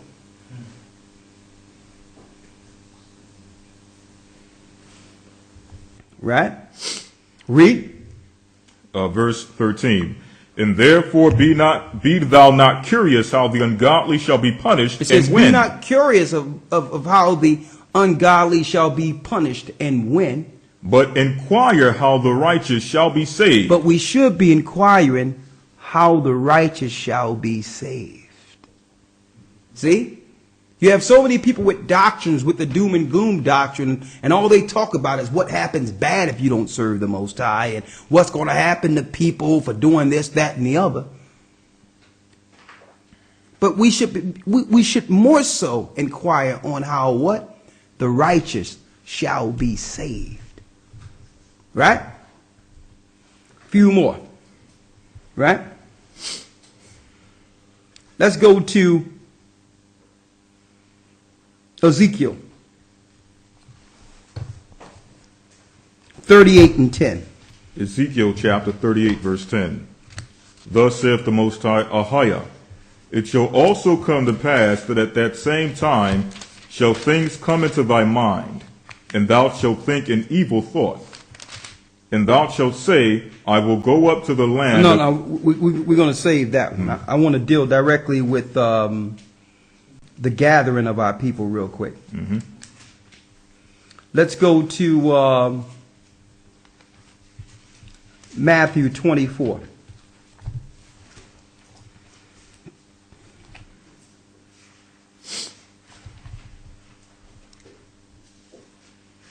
Matthew 24 and 28. St. Matthew chapter 24, verse 28. Yes. For wheresoever the carcass is, so I will read verse 27. For as the lightning cometh out of the east, and as the lightning cometh out of the east, read. And shineth even unto the west. And shineth even unto the west, read. So shall also the coming of the Son of Man be. So here it is. Christ is coming from where? He's coming eastward. He's coming the same way the sun rises. His entry will be from that point. Okay. Now, I'm putting this out there because I don't know if you've seen some research years ago under the Gulf of Aden or the Gulf of Eden. All the military ships throughout the world body have ships in that particular area. They're already preparing to fight physically against what's coming into this realm. It's not an asteroid. It's not a space invader. It's not Planet X. They're preparing for the coming of Christ. They know exactly how he's coming into the earth. It's in record. Y'all with me, right? Read. Here's a key indicator here. What's going to happen? Read. Verse 28. For wheresoever the carcass is, where the carcass is, there will the eagles be gathered together. There will the who be gathered together? The eagles be gathered together. Who will be gathered together? The eagles be gathered together. Though thou exalt thyself as the eagle. Who's that? Edom, Rome, right? And the New World Order is trying to do what? Right now. They're trying to take power over what? The Middle East. Right? But are they there to gain entry or gain power over the order, the oil and the world resources? That's what they think they're there for.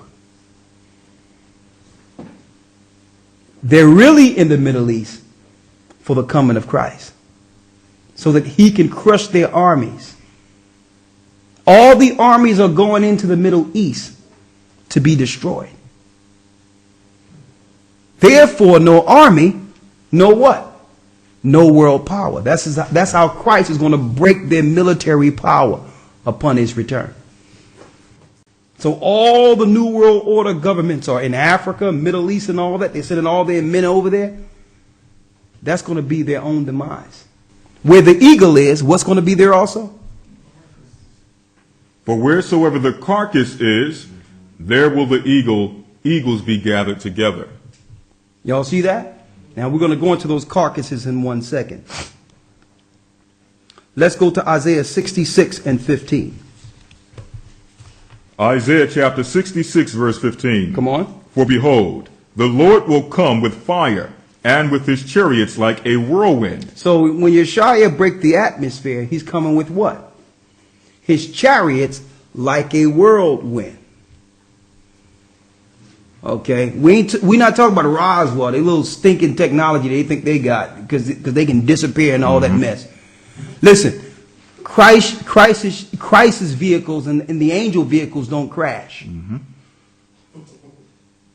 Okay, and I'm going to tell you, the majority of the ships that these orbs people are seeing, they're actual American and German and Russian technology. They've been doing those ships for a long time. But Christ is, when his wheels come into the system and come into this whole realm, the whole world going to understand it. It's not going to be no little disappearing act, something trying to hide behind a cloud or something. That's a hot demonic mess, what I'm seeing there.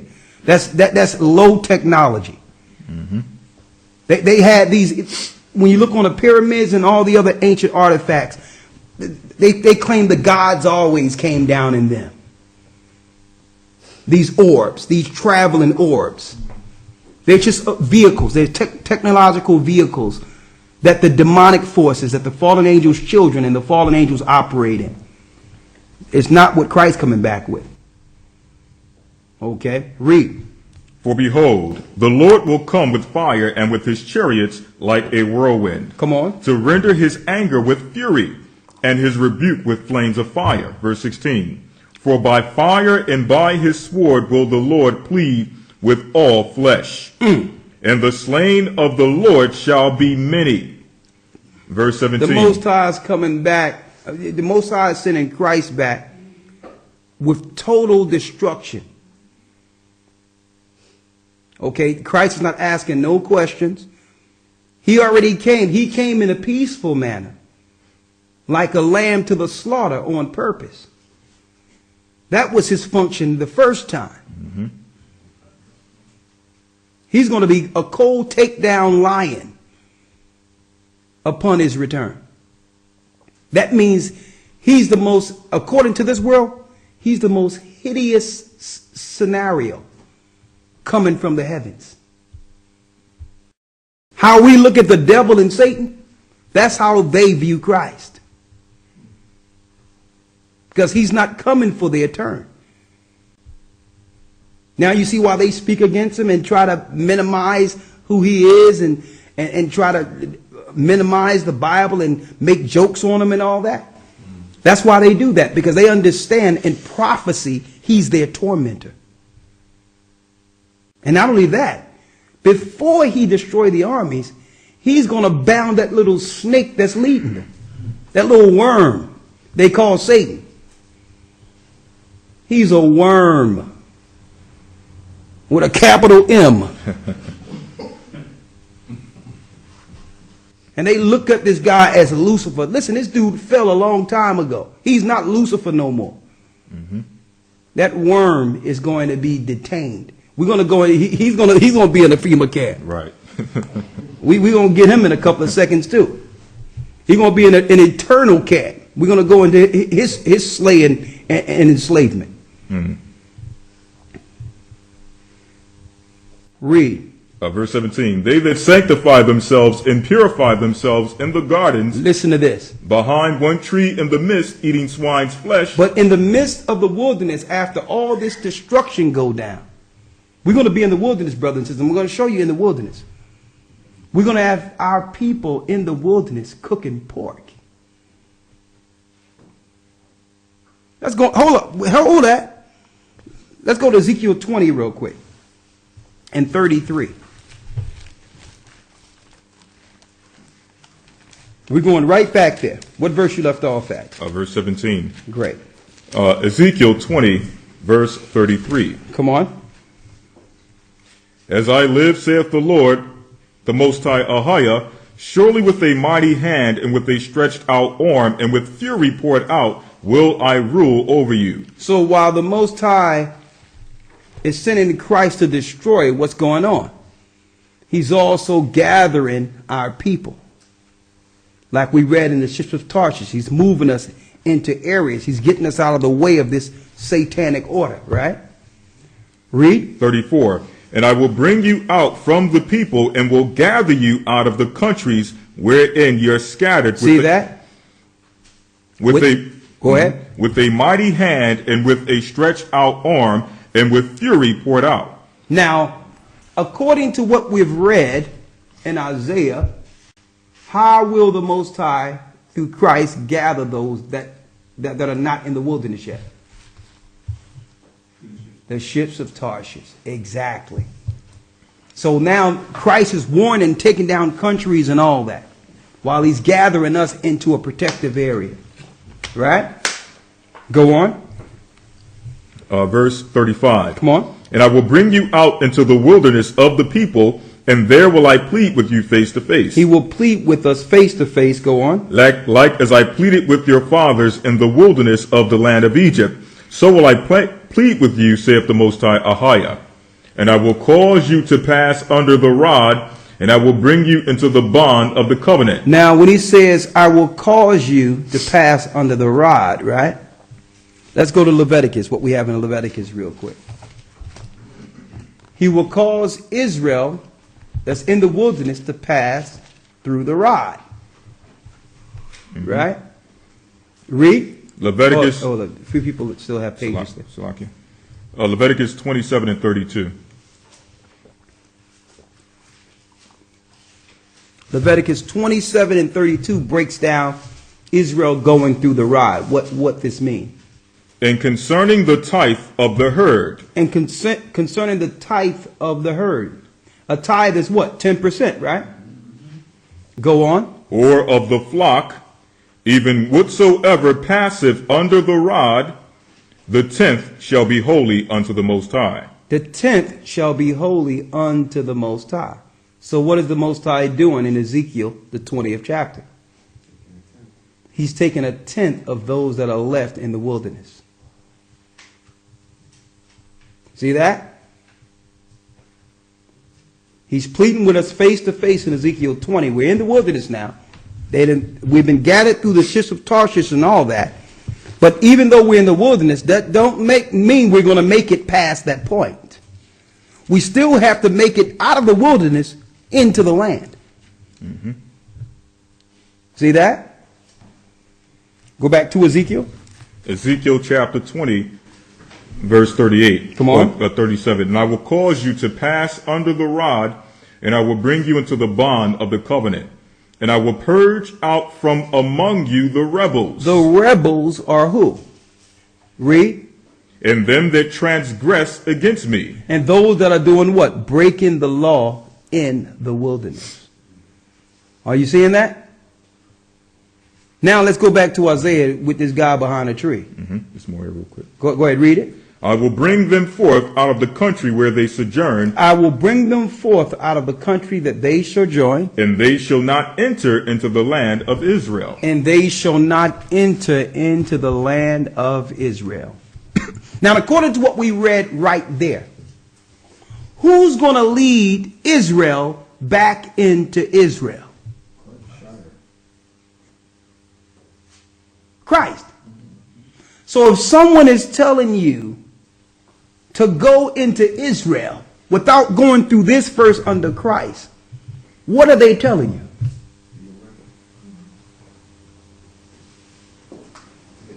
According to the scriptures, these are the stages Israel must take under Christ before getting the land. Right now, that land is being ravished and overran by who? The Gentiles, the Romans. It has been taken. So anyone tell you that there's an obligation according to the Most High to go into the land, they are against Christ himself. I don't care what they tell you. These are the stages that Christ will lead us into the land. I mean, you don't think we can go into Israel right now if we wanted to? Who couldn't? Israel is westernized. You can go into Israel if you want. Why do you think that we're not going in to Israel? Why? Because the scriptures in Isaiah tell you all the country he's going to gather us out. In Isaiah, the 11th chapter. Let's go to Isaiah 11 real quick. Isaiah chapter 11, verse 11. Come on. And it shall come to pass in that day, saith the Lord, or that the Lord shall set his hand again, the second time, to recover the remnant of his people. See that? To recover the remnant of his people. Which shall be left from Assyria, and from Egypt, and from Pathros, and from Cush, and from Elam, and from Shinar, and from Hamath, and from the islands of the sea. Hold up now. Do you wonder why it doesn't have the land of Israel in the places we'll be gathered out of? Have you ever wondered that? Where is the Most High sending Christ to deliver Israel out of Israel? Out of the lands of Israel. It don't exist, does it? It don't exist. Why? Because why?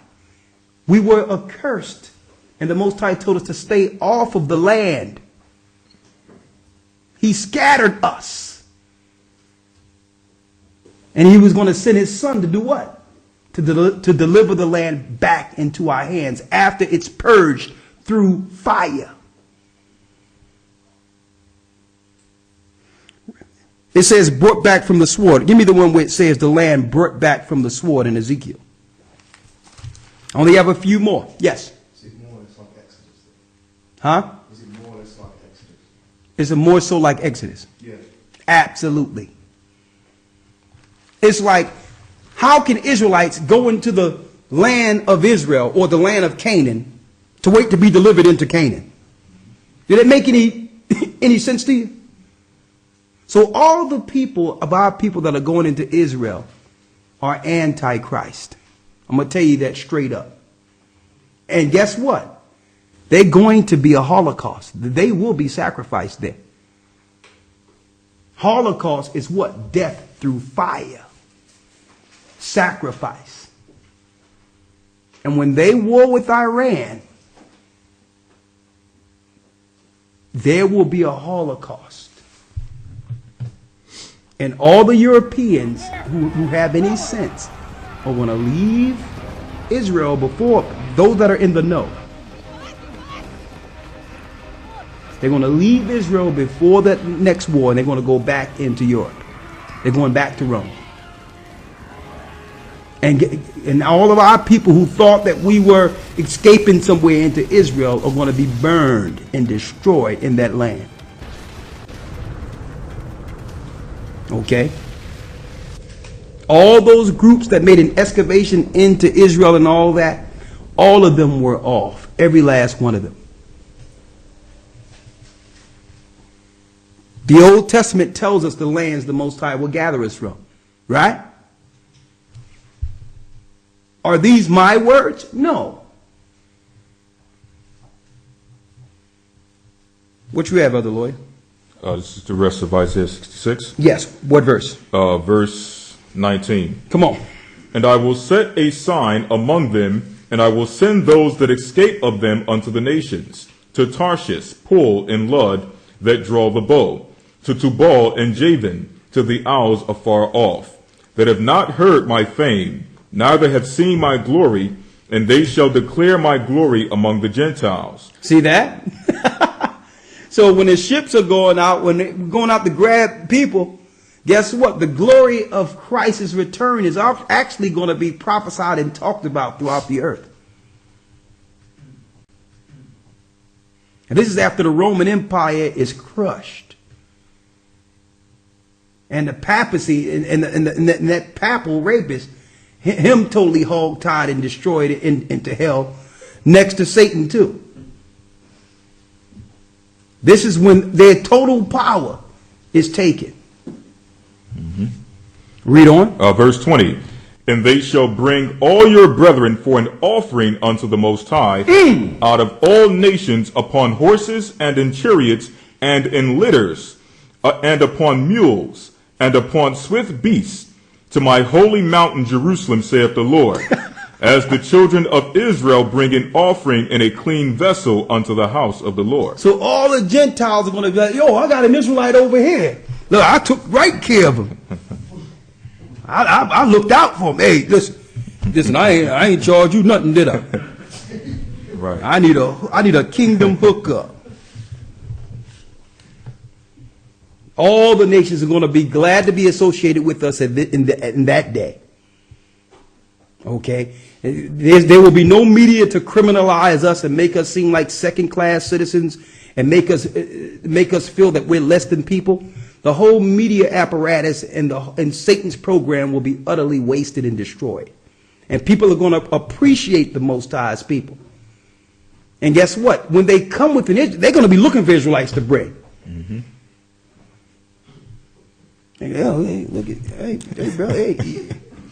Are you black? Come here. Hey, man. Hey, Right. I was the plague 4 years ago. Right. Oh no, brother, you like pure gold.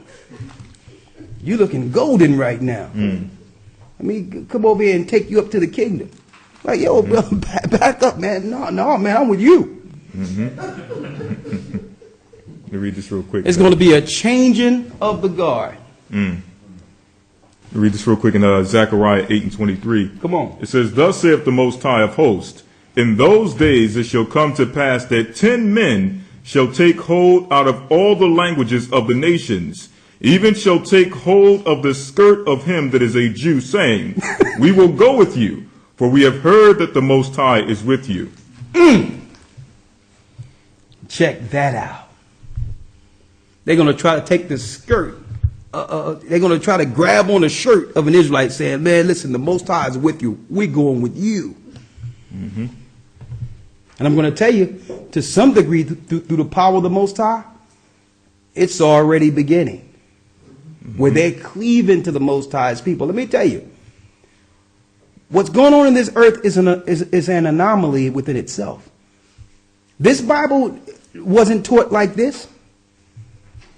We grew up in church and all that. It wasn't until we came out of mainstream religion that we realized what the Bible was really dealing with and talking about. And now the Bible is being taught in its proper perspective. The majority of the earth is saying, well, listen, we need to look at the Bible this way. And they're starting to cleave into God's people and say, listen, we want to be down with that. That's what's going to happen. A few more. There's other things that I'm behind the time. So let me just go here real quick. Let's go to Ezekiel 39. Let's get, we will suffer out continual employment too amongst the nations.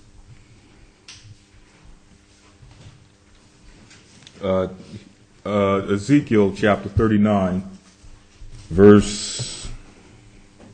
I'll start at verse 8. Yes. "Behold, it is come, and it is done, saith the Most High." It is come, it is done. "This is the day whereof I have spoken." Speaking of the day of our Lord and Savior. "And they that dwell in the cities of Israel shall go forth and set on and burn the weapons, both the shields and the bucklers, the bows and the arrows, and the handstaves and the spears, and they shall burn them with fire 7 years." So what's going to happen here for a Jubilee? Once we're taken into the land, Christ will give a command for all the leaders over Israel to go out throughout the whole earth, a decree to take all the weapons of the Gentiles and destroy their weaponry. A 7-year cleansing. See that? In order to have a real one world order, you can't have no opposition, right? No weapons, no nothing. So the first 7 years will be a total jubilee, a 7-year of warfare and taking all the weaponry of the nations. Now China won't be a superpower. There will be no other superpowers in this earth at all. Period. All the Satanists are going to get killed and destroyed. Utterly destroyed. And guess what? The whole government, the law will come from what? From Israel. That means the whole earth is following the one God, Ahaya, Ashar, Ahaya. And the whole earth and all nations are following the commandments of the Most High. No pedophiles, no homosexuals, no thieves, no liars, no coveters, no idolaters. A total righteous world. Who don't want that? A 7-year takedown. All the weaponry. Right? Read. That's deep, because they think they're taking everyone else's weapons through anti-gun laws. Exactly. But when this thing is established, their guns are going to get taken away. Yeah, this is the real confiscation. Exactly. You know, and it ain't going to take Sandy Hook to bring it either. Right. You know what I mean? It ain't going to take this guy. I love to bring him out, Gene Rosen. Like to just show the people him real quick. There will be a real confiscation of weapons. It's not going to be through no false flag Paris attacks. No false flag. It's going to be a total. This is what they want, right? They want. Yep. They want gun control. Right? Here's gun control. No weapons. All nations will have no weapons. There will be, for real, a real sense of talk concerning peace. And it's not going to be any peace talks. It ain't going to be ain't going to be no negotiation. Well, can you scale down your weapons? Right. No. All nations will bow and confess that he's Lord. Right? A 7-year takedown. And guess who will be those in position to take down the nations? The children of God. The same poor people you have looked down upon and said was nothing. The Most High says Israel is his battle axe and weapons of war. See, and that's when vengeance is the Most High, and then Christ gives the decree, that's when it becomes physical. And not until then.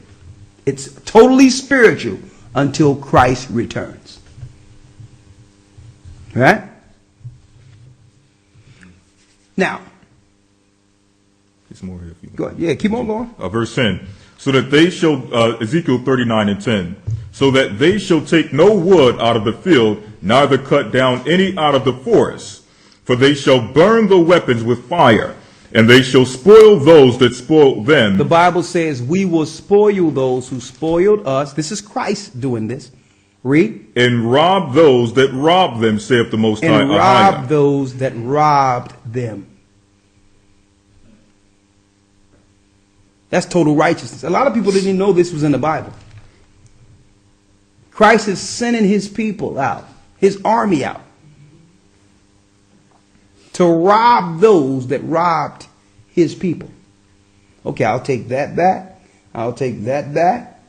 Yeah. No. You gets nothing. We gets everything, and then we distribute. Okay? That's how it works. Okay, this is what we receive for denying this satanic world and serving the true living God. We've suffered long enough. We have tolerated your foolishness. And this is it. This is an eternity. This is a 1,000 years of bliss before another judgment. Read. Verse 11. And it shall come to pass in that day that I will give unto Gog a place there of graves in Israel, the valley of passengers on the east of the sea, and it shall stop the noses of the passengers. And there shall they bury Gog and all his multitude, and they shall call it the valley of Hamon-Gog. These are all the nations that fought against us, that have now built their armies in the valley of Jehoshaphat. This is where the carcasses will be, what I'm reading right here. So many dead of the armies of the New World that it will stop the noses of those who are left. The Bible. So they think they're going there to lay a pipeline or to secure some oil and all. Nah. You're going there so that now the army that you've sent out to control the world gets stomped out. So now there's no opposition, and Israel throughout the four corners of the earth is finally free.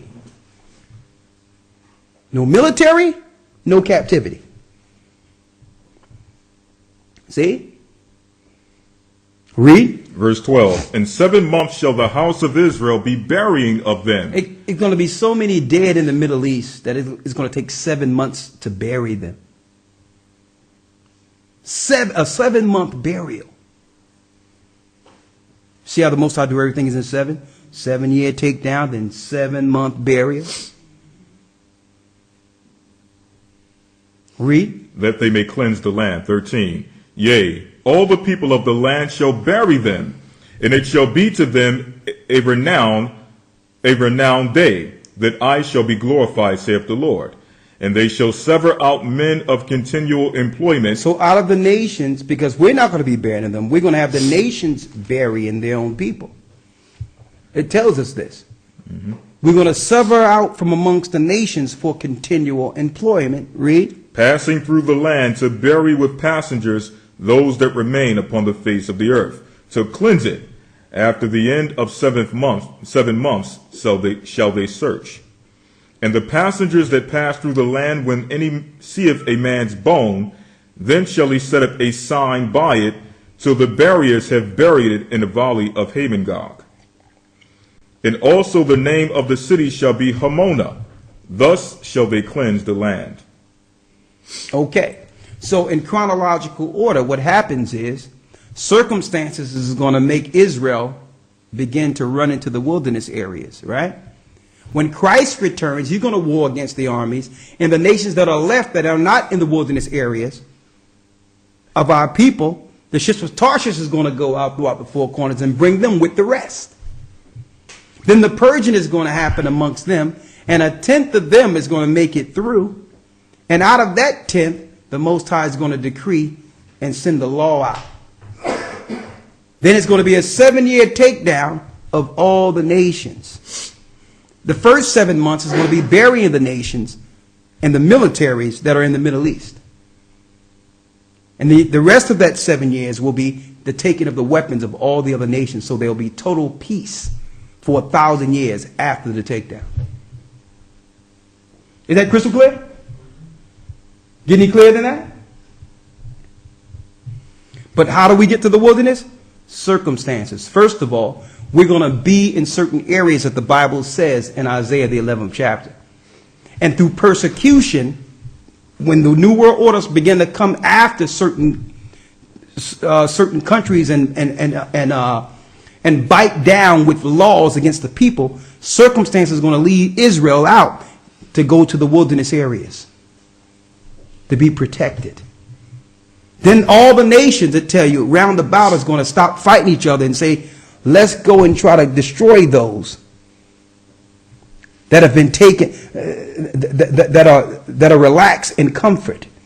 They're going to try to come against us, and that's when Christ will return in that wilderness. Okay?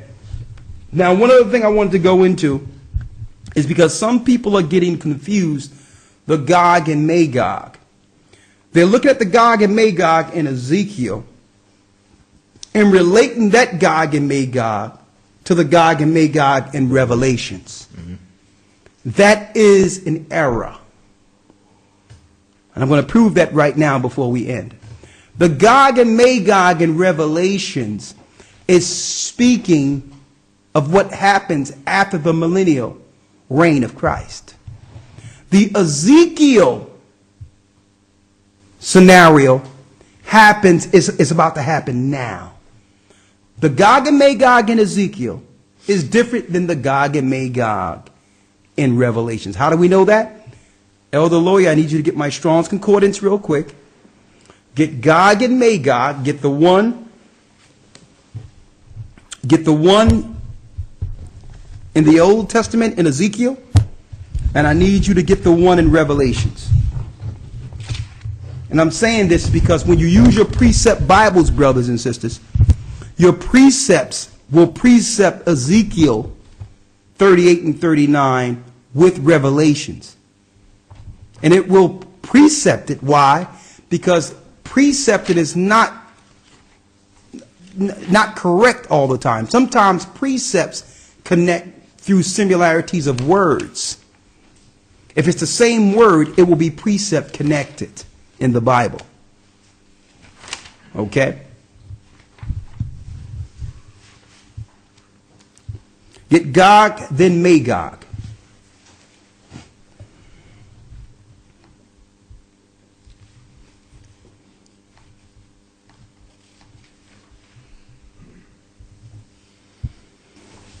All right, this is H 1463. And that's in the Hebrew, right? Mm-hmm. Come on. Gog, or in Hebrew, Gog. It says Gog, the name of an Israelite, also of some northern nation. A northern nation, read. Gog. Now get Magog. Magog. This is 40:31. Come on. Magog. It says Magog, a son of Japheth. A son of Japheth. We know that Japheth is who? Japheth is the Asian people. Also, the Iranians are Japheth.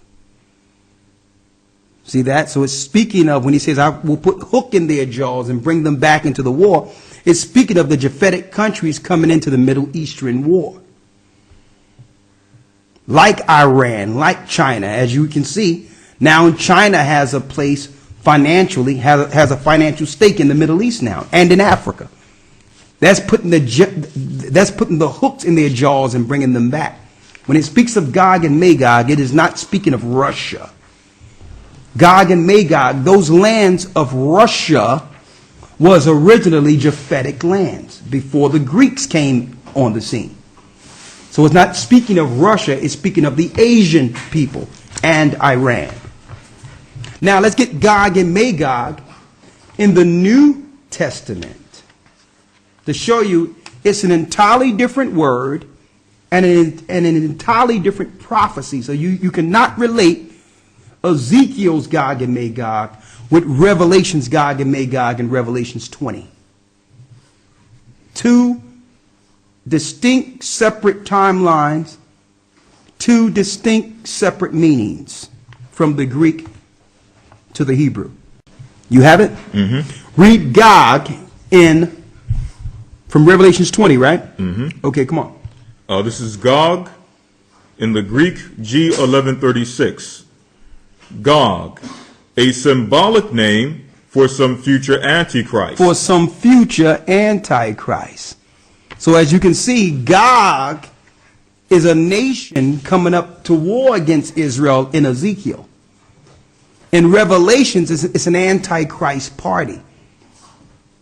After the end of the 1,000 years, Satan is going to be loose in Revelations 20, and he's going to join a band of Gentiles together to come against us.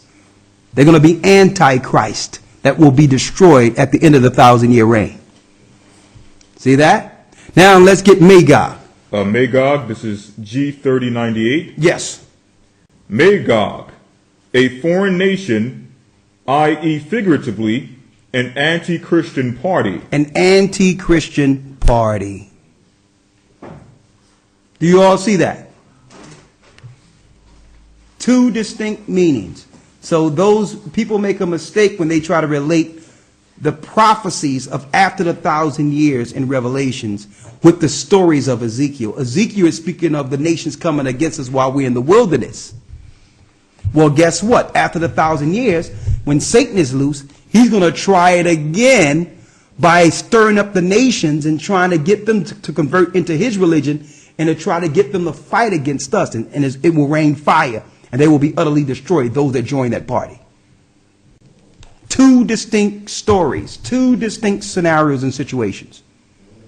Y'all got that? Y'all see that? I wanted to put that out there. All right.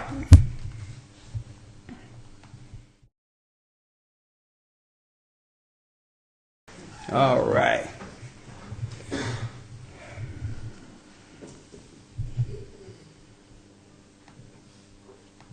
And of course, we're going to pick up a lot of this. Who knows what's going to happen between now and our class 9 in the morning? I mean, I tell you, I'll be looking forward to seeing what Shapard is going to go into. I have no idea no one finds news like this guy, but who knows? They might have another false flag between 9 and 8 in the morning, so we'll see. It says, here's a few questions, Elder Lawyer. Is this Christ in Joshua 5:13 through 15? Let's get that real quick. The book of Joshua, chapter 5, verse 13 through 15. Yes. And it came to pass when Joshua was by Jericho that he lifted up his eyes and looked. There stood a man over against him with his sword drawn in his hand. And Joshua went unto him and said unto him, Art thou for us, or for our adversaries? And he said, Nay, but as a captain of the host of the Lord am I now come. And Joshua fell on his face to the earth and did worship, and said unto him, What saith my Lord unto his servant? And the captain of the Lord's host said unto Joshua, Loose thy shoe from off thy foot, for the place whereon thou standest is holy. And Joshua did so. When it says a captain of the captain, it's speaking of a top angel right there. That's a top angel of the Most High. That's not Christ himself. That's a top angel in the rankings of the angelic forces. Let's get Exodus 23 and 20.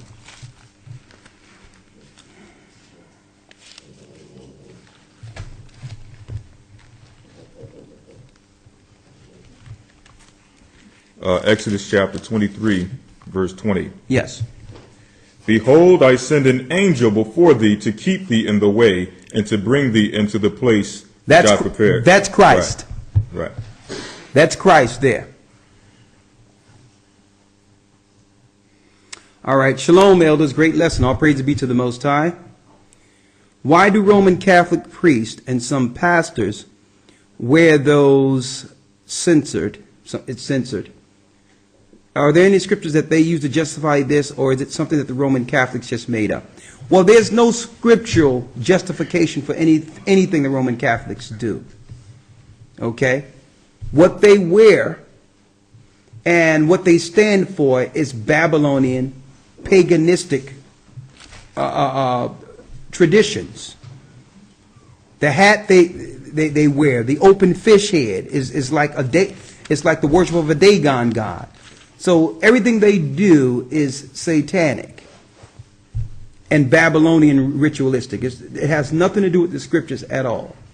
The only time you can relate them to scriptures when it talks about the whore Babylon, arrayed in gold and purple. That's what they wear, scarlet and purple.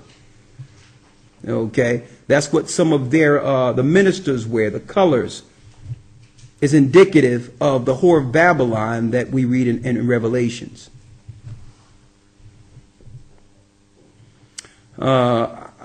Isaiah 62 and 4. What does Hetzbah and Beulah mean? The water.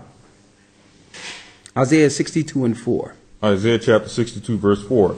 Thou shalt no more be termed forsaken, neither shall thy land any more be termed desolate. But thou shalt be called Hephzibah, and thy land Beulah. For the Lord delighteth in thee, and thy land shall be married. Let's get that in Hebrew. Translates it here. It says, Hephzibah is my delight. My delight. My delight is Hezbollah. Hezbollah. And Beulah is married. And Beulah means marry. We won't be forsaken. We're going to marry the groom. The verse actually explains it. What they mean. It explains it. Yeah. All right. What's the next one, lawyer? Here. It says, Shalom, elders. Missed you both last Sabbath. Love you, brothers, for bringing the truth. All praises to the Most High. What part does the cell phone play in the mark of the beast or control? Well, the cell phone don't play anything in the mark of the beast. It's just a conditioning tool to get you adjusted into using something with your hand. So it's a conditioning tool. What they're going to do is they're acclimating us from the cell phone into the RFID to the point where people won't think twice about getting a chip shot in them. So it's more so acclimation, more so than anything. If you have a cell phone, you don't have the mark of the beast. If you get a chip shot in you, now you are merging yourself with a satanic power. You understand? That will be in your bloodstream, control your mind, and allow you to do all types of evil and wicked things. It will actually be a control mechanism. And that's why it tells us in Revelations, the 14th chapter, that whoever take this mark, you will be utterly destroyed. You'll be wasted. You will die and get destroyed with Satan. What's next? Someone says, will the Most High make a way for worthy Gentiles in the truth to make their way out of Babylon if their spouses or family could be a hindrance to migrating? Well, this don't have nothing to do with what other people talk about not doing. The Most High is going to make a way for everyone that does the right thing, regardless of circumstance and people. See, I don't like to tie in all these other elements with what the Most High say. Okay? You have to make a choice on what's right according to the Most High. You understand? So it has nothing to do with other people. Someone says, my spirit is edified thanks to the powerful lesson. I have a question. My father is a Christian pastor, so I was raised being taught only Christian values. Okay. And I knew nothing. A lot of it is good. A lot of Christian values are good. Read on. And I knew nothing about my Israelite roots or what the Most High's name was until now. If I'm his elect, why would the Most High choose me over another Christian who also didn't know? Why would the Most High choose you over another Christian? That is a good question. The reality is that time and chance happen to all men. Okay, you don't know how many times Christians have received the information, have gotten the opportunity, but didn't jump on it like you. Just because the Most High gave everyone a chance. But some people, you know, they would rather believe the delusion. But when you do know, the scriptures say, blessed are your eyes that you see and your ears that you hear. So that's even more reason to praise and thank the Most High for opening your eyes. And be careful. Be very careful, because you may think you're doing yourself a service by saying, well, since I'm a Christian and seen it, I want everybody to see it, and try to enforce your will on someone who don't want it. Christ says you can't cast your pearls before swine lest they rend you under feet. You go to people who are against the Most High and try to bring them this word, they will utterly try to waste you. So be wise in this, and just thank the Most High for the opportunity to be in his word and have the light, and be patient with it. Not to say that he won't wake up other Christians. Of course, the majority of us who know the truth now learn primarily from a Christian background. Started in the Christian church. So there's some hope, because at least they believe in Christ. There's some hope there. What you have, Elder Lawyer? This is St. John 6:44. Yes. No man can come to me except the Father which hath sent me draw him, and I will raise him up at the last day. So, exactly. The Father drew you to the truth. He saw fit to draw you. He gave other people opportunity. But, you know, and I used to say this on the street when I was on the street. I used to look at how many people actually listen. And I'm talking about religiously, would come often. And I looked at the amount of people that actually came in to do the work of the Most High, and came in to actually serve the Most High. And that number of those that came in paled in comparison to the hundreds and hundreds and hundreds of people I would see crowded out there. So,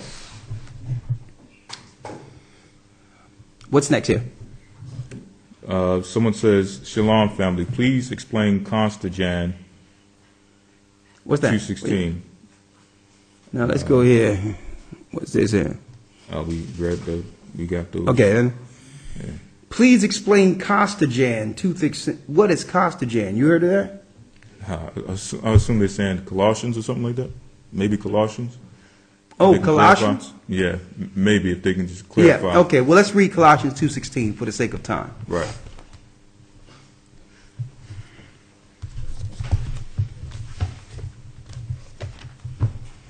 Let's see here.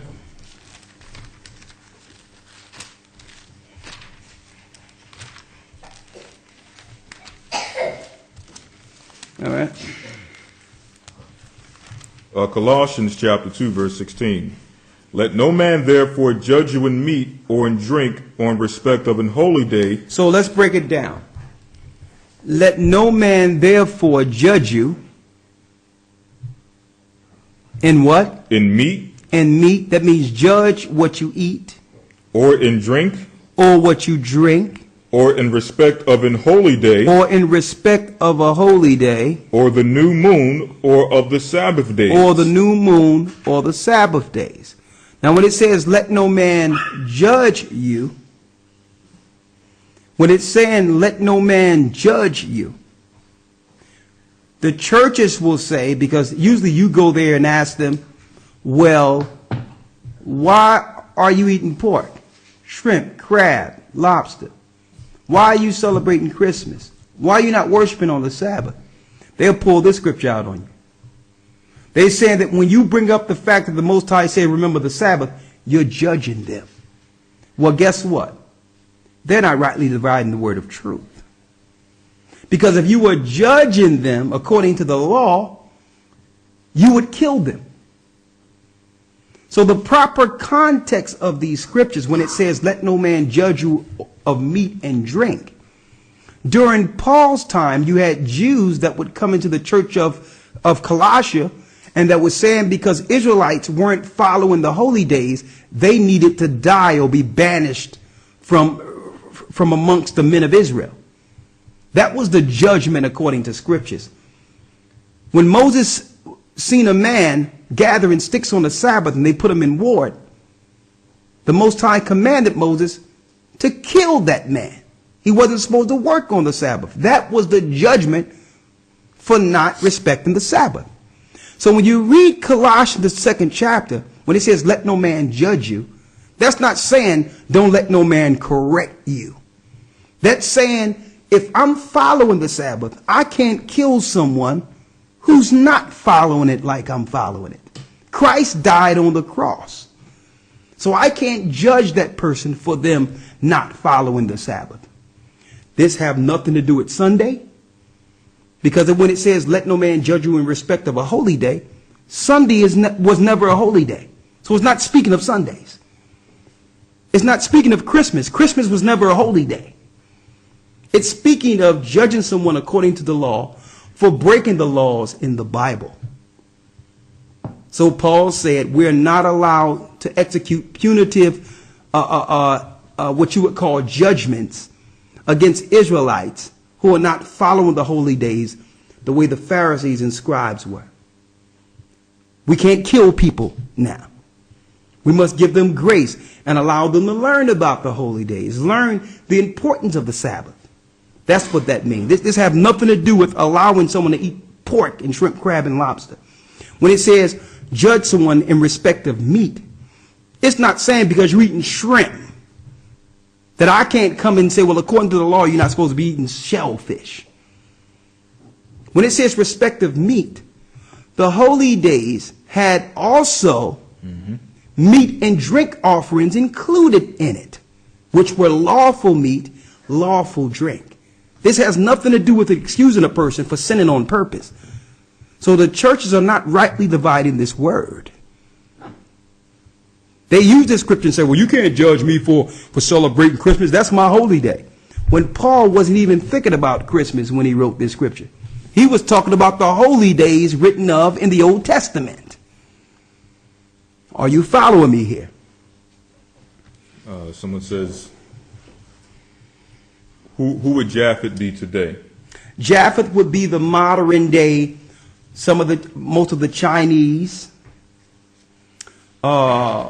Japanese, some of the Japanese people, but the poor Japanese, or a lot of them are from the lost tribes.